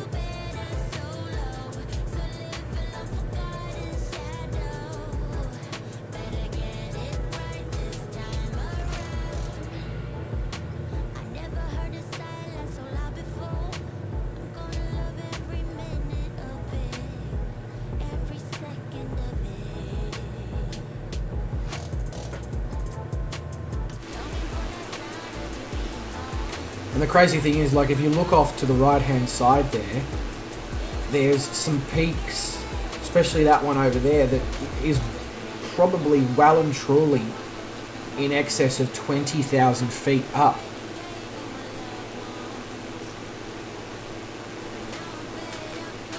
Which is just crazy. Absolutely insane. The other thing that I find quite amazing is that you have to be so high up in the air around here to actually get snow. Like, these peaks are, you know, 15, 16,000 feet up, the ones that we're flying over right now, and you're only just getting snow formations on them. Whereas the ones that are, you know, down at like 12,000 have got no snow on them at all. So basically, whereas once I get over the next set of tall ones in front of me, I can start descending like a bat out of hell.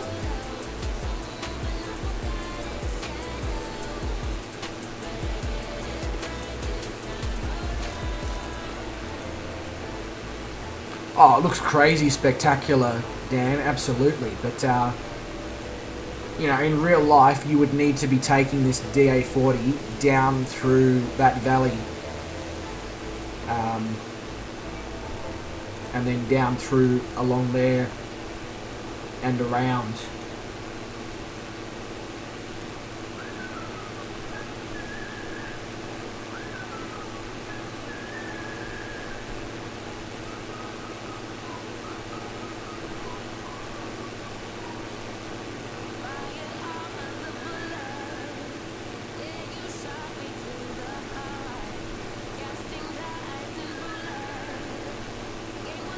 The Baron won't get above 12,000 feet. Really?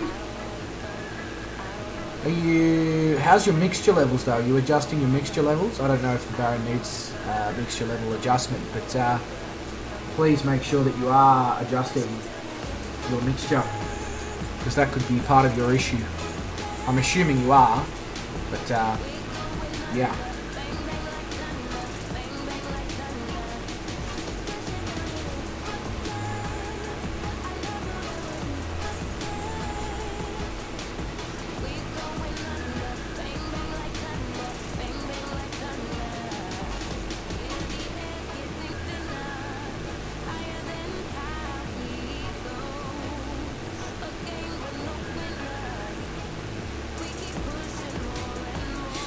Yeah, no worries, Wes, that works good.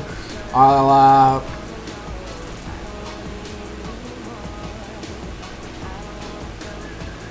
speak to Brett as well, see if he's down to...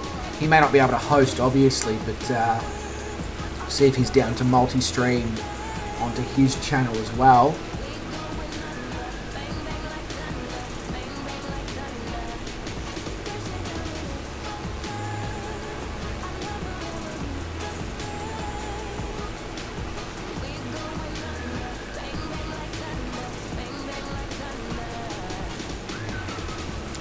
Yeah, but Wes, if you host for him, what are you going to do about yourself? Unless you're wanting to come along in my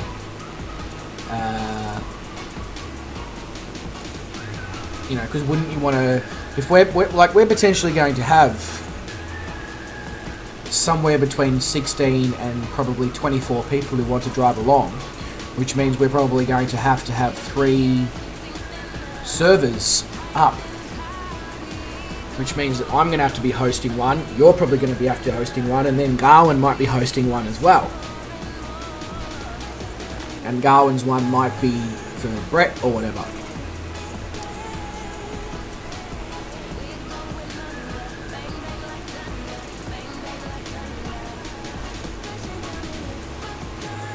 Yeah, whilst I agree with you on that, I don't know, if we're going to have that many people potentially wanting to drive along, I feel like the people who are multi-streaming should probably be the ones that are also hosting the various convoys. I don't know. Still got some time, 2 weeks to iron out the exact ins and outs of it.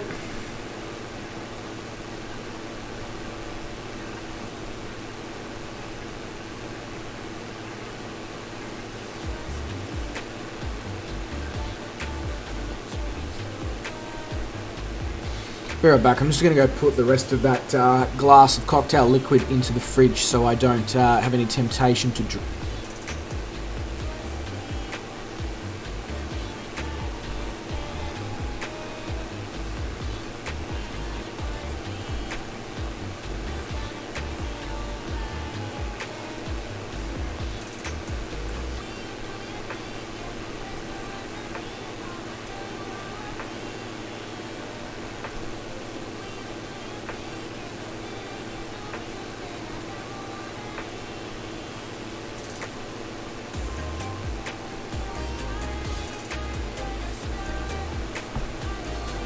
Right, I'm back.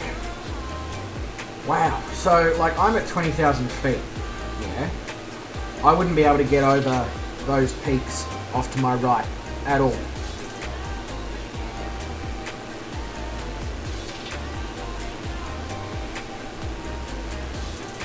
Absolutely crazy. Crazy, crazy, crazy, crazy, crazy stuff.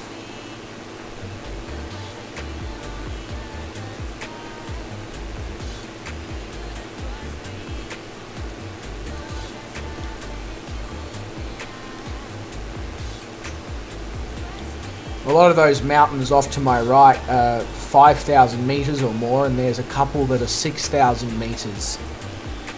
That's just crazy. That is crazy.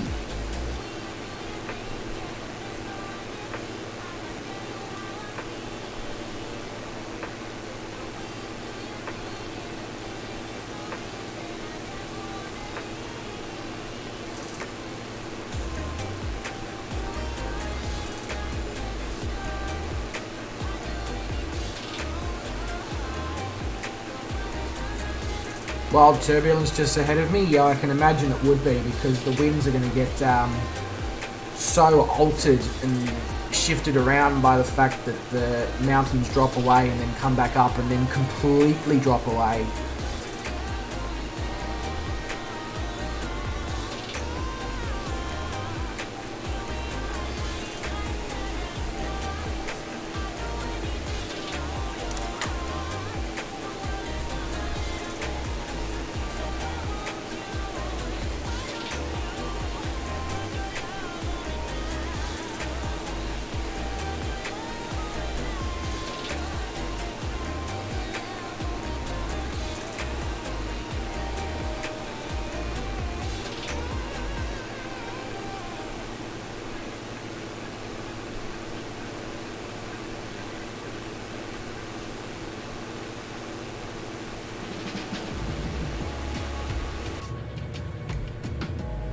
I just can't believe that I've actually managed to have a Diamond DA40 at 20,000 feet.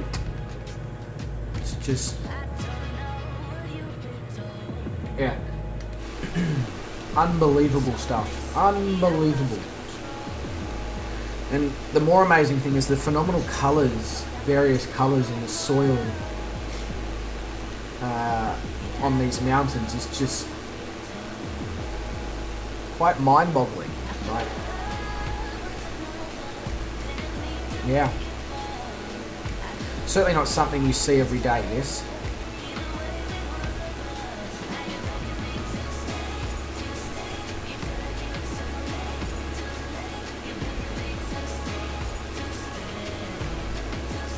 And then the crazy thing is, once you pass this little brown extra hump, if you're going to fly into Mendoza, you need to descend, like real bloody quick.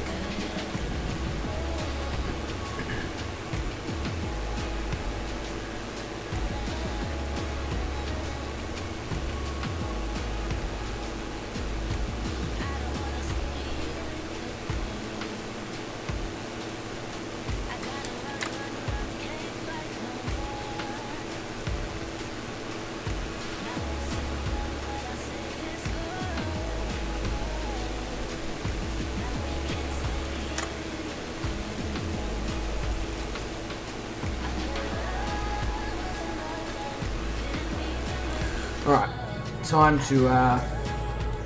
to come back down to Earth, seeing as we are 26 nautical miles out of the airport and we have 20,000 feet to lose. So let's start by losing 10,000 of those feet.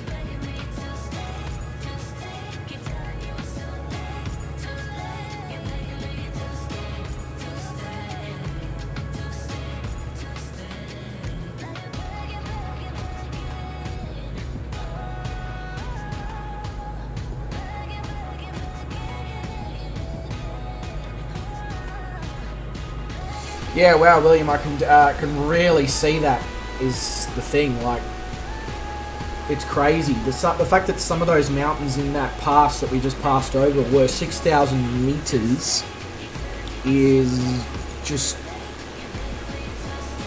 Yeah, like, whew.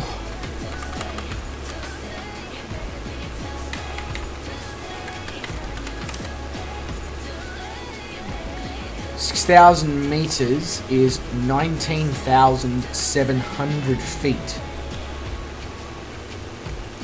So literally flying over those at 20,000 feet, we would have cleared them by a bee's dick.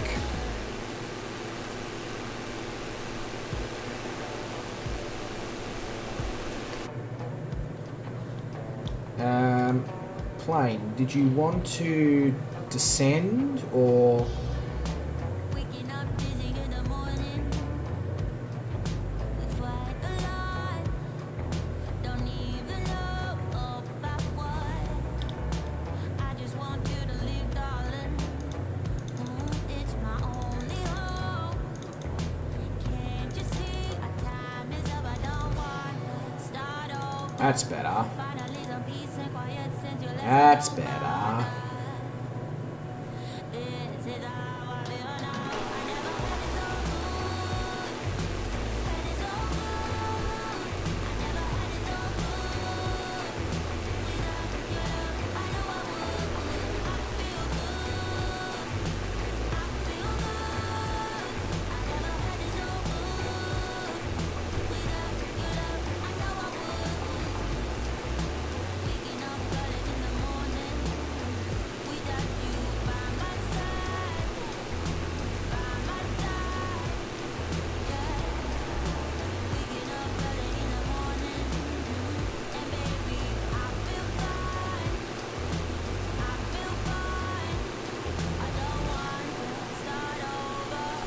And the crazy thing is that this is not probably going to be the first time that we need to go up to 20,000 feet to clear mountains on this journey.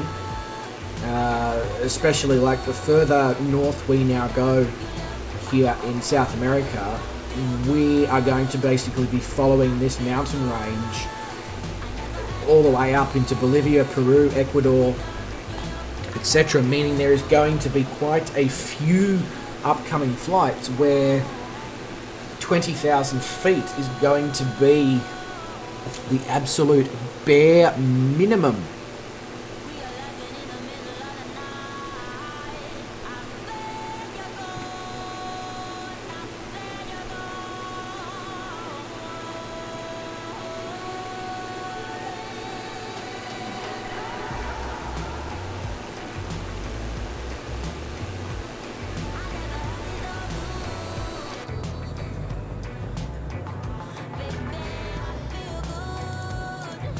This plane needs to descend faster than this.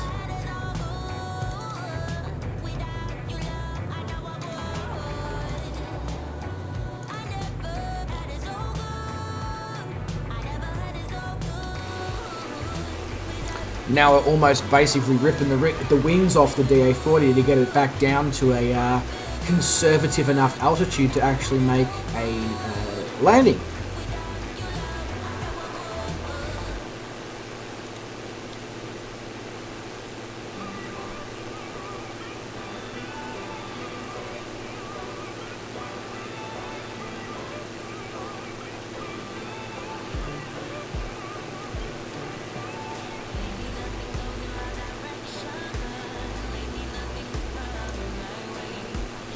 I guess the funniest thing is that little nav map is telling me that my top of descent, based on real world for this airport, would be 1 nautical mile out. So you would literally come in at 18,000 feet as your MSA, and at 1 nautical mile out you would begin your descent, and obviously you would have to do many loops of the airport to be able to get in, which is quite bonkers. So we have 8 knots of exact crosswind, so it doesn't actually matter which airport, sorry, not which airport, which runway should I say. And I just noticed as well that Mendoza Air Park is the GA airport of the area, and just off to the side of it a little bit is El Plumerio, which is the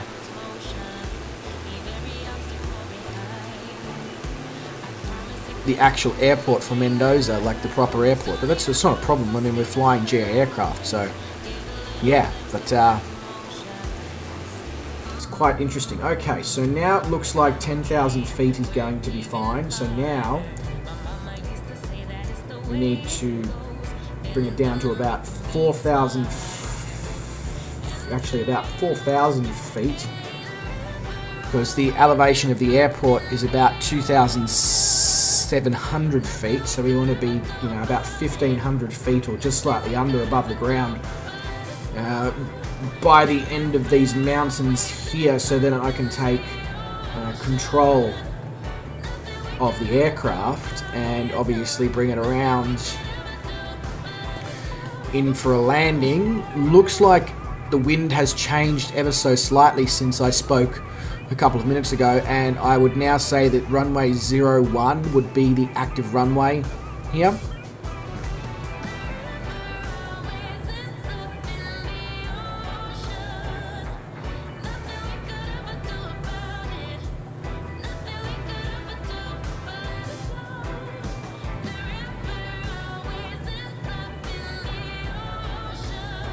But we are now back in Argentina as well, and we're going to be back in Argentina for a couple more legs, just whilst we cover the other side of Argentina that we haven't yet covered.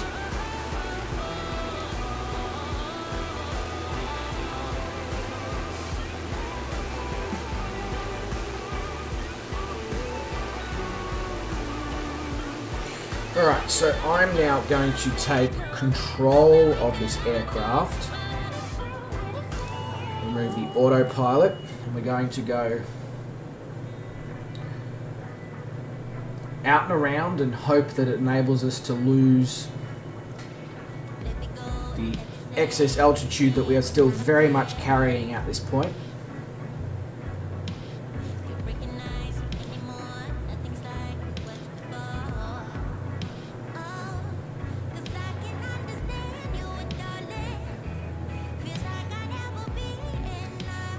Yeah, airport is at 2,730 feet, so that's a good thing. Like, that's beneficial to us. Oh, actually, I wonder if the fashion accessory will still function, because that would be of massive benefit.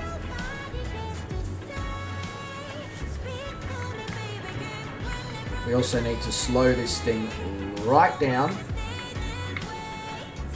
We are coming in very hot.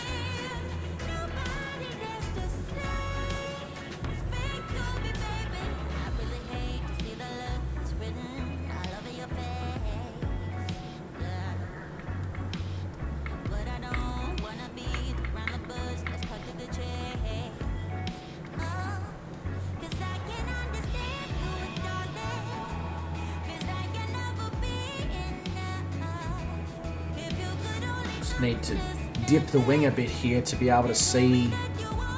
Oh yeah, okay, we're looking good, we're looking good.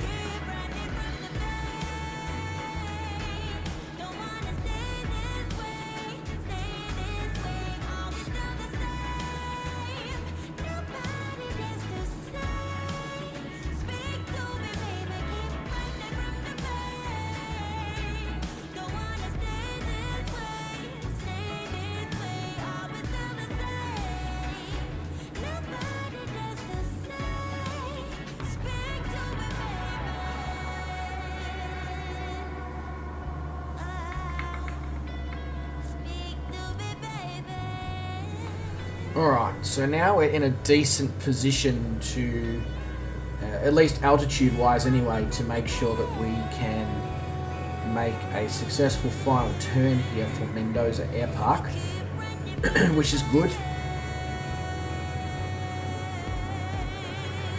Clocked says, hey chap, just dropped in to put a like on the stream, got to drop the missus off. If I get back in time, I'll join you. Clocked, I'm personally about to turn final for our final destination of the evening. We've been streaming for 4 hours, we've done the cooking, we've eaten the food, So unfortunately, unless you're Lightning McQueen or the Flash, you probably won't make it back in time. But nonetheless, I do appreciate you dropping in and chucking a like on the stream. It certainly is of great benefit, so thank you for that.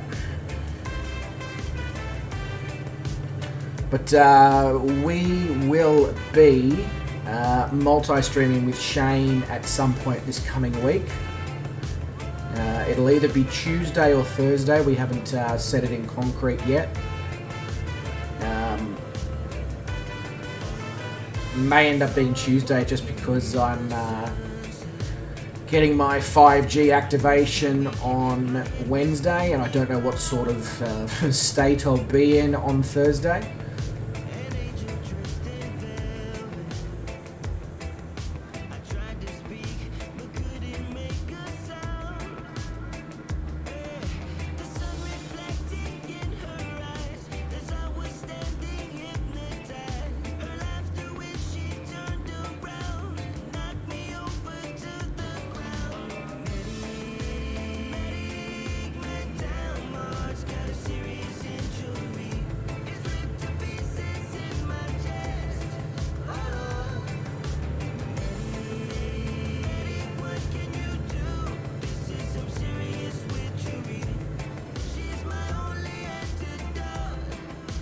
Alright, looking pretty good here.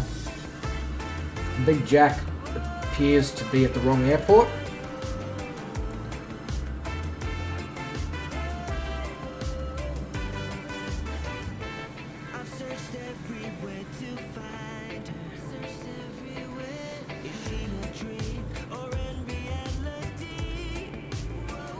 So it may look like I'm coming in a little bit too low right now. It's just simply because I have still got a fair bit of speed that I'm going to need to wash off, so I'm trying to get a bit of altitude out so I can pull out the flaps and deal with the rest,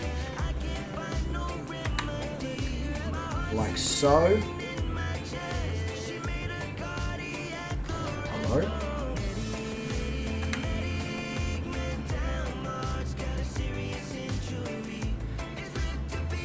Okay, there's power lines straight across the runway.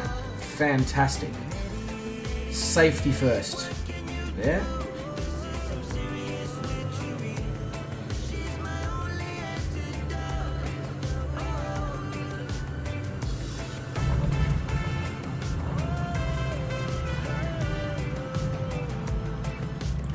Yeah, I didn't really olive oil that one. I mean, it wasn't bad, but I didn't really olive oil that one, David. I think I'm a little bit beyond it for enough concentration to nail the landing at this point, unfortunately.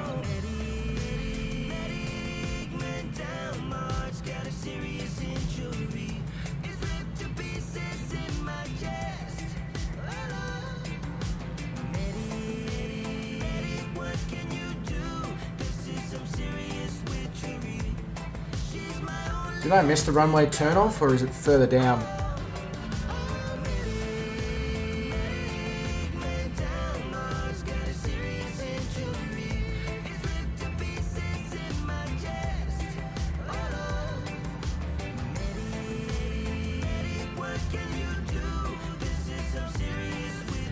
I feel like it might be the end.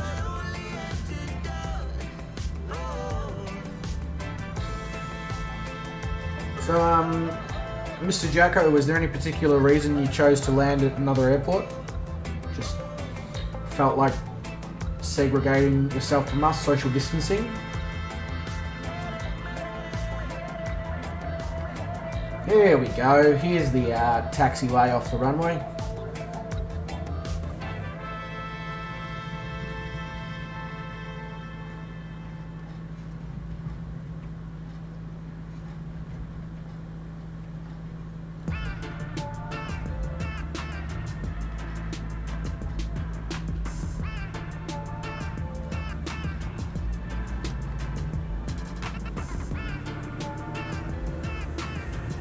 Yep, fair enough, Dave.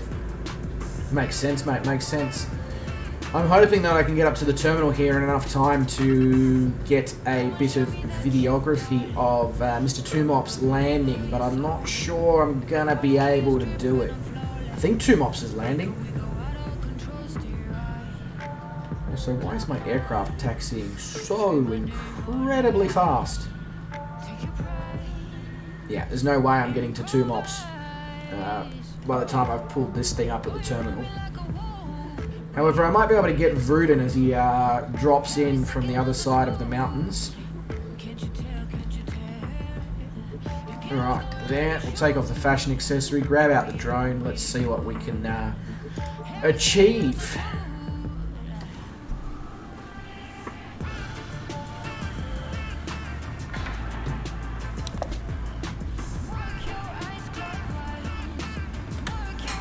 There we go. Set up the speed to be a little bit more useful. And then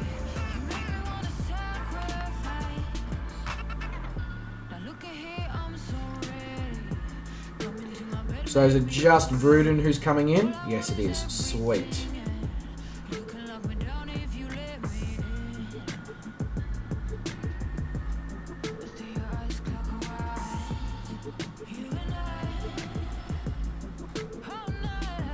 Very nice part of the world here, though, I must say.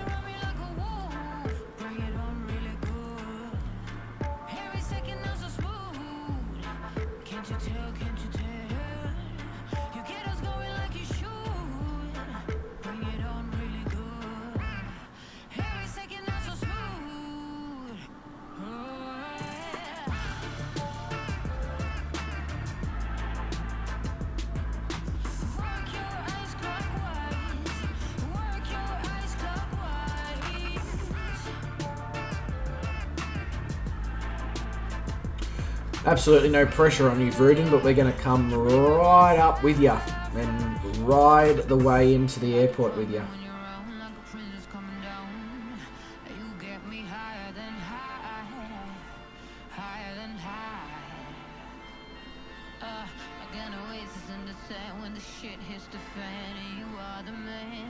Just buzzing all these people in their houses. They're probably wondering what the hell's currently going on, and that's probably fair enough.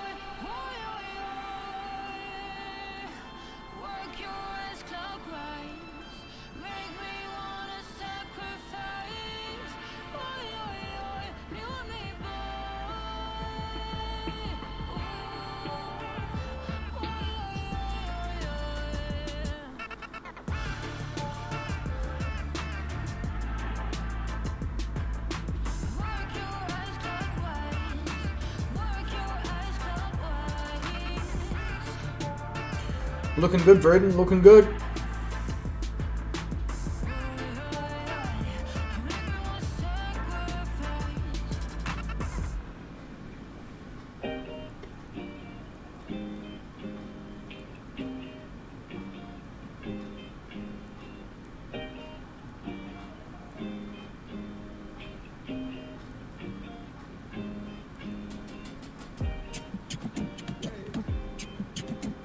And he's down.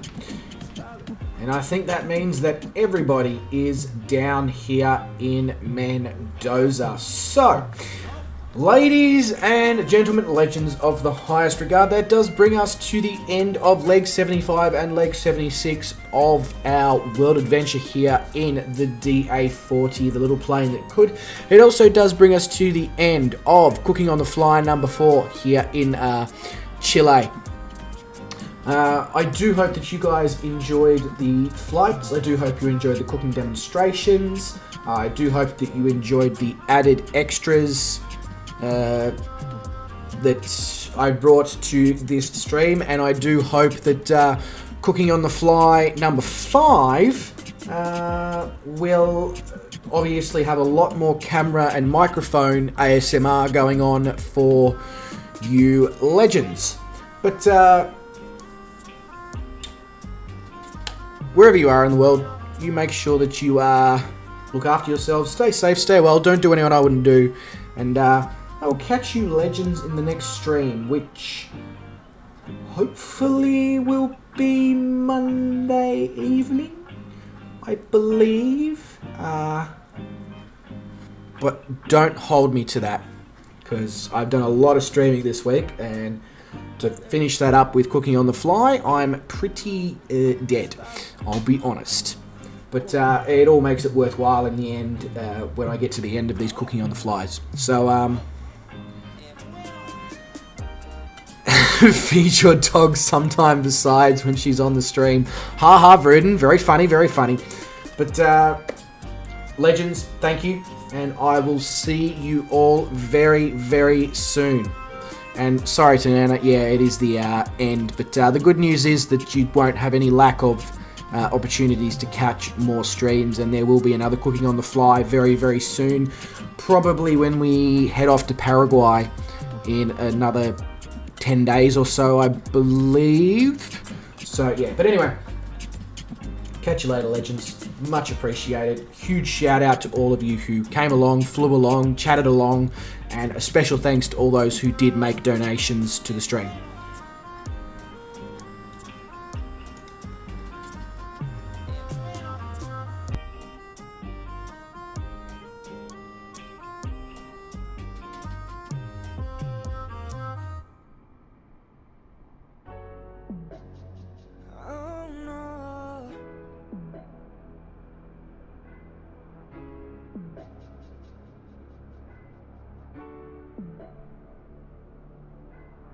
El momento que dijiste otra vez lo siento, mami, me sé ese testamento.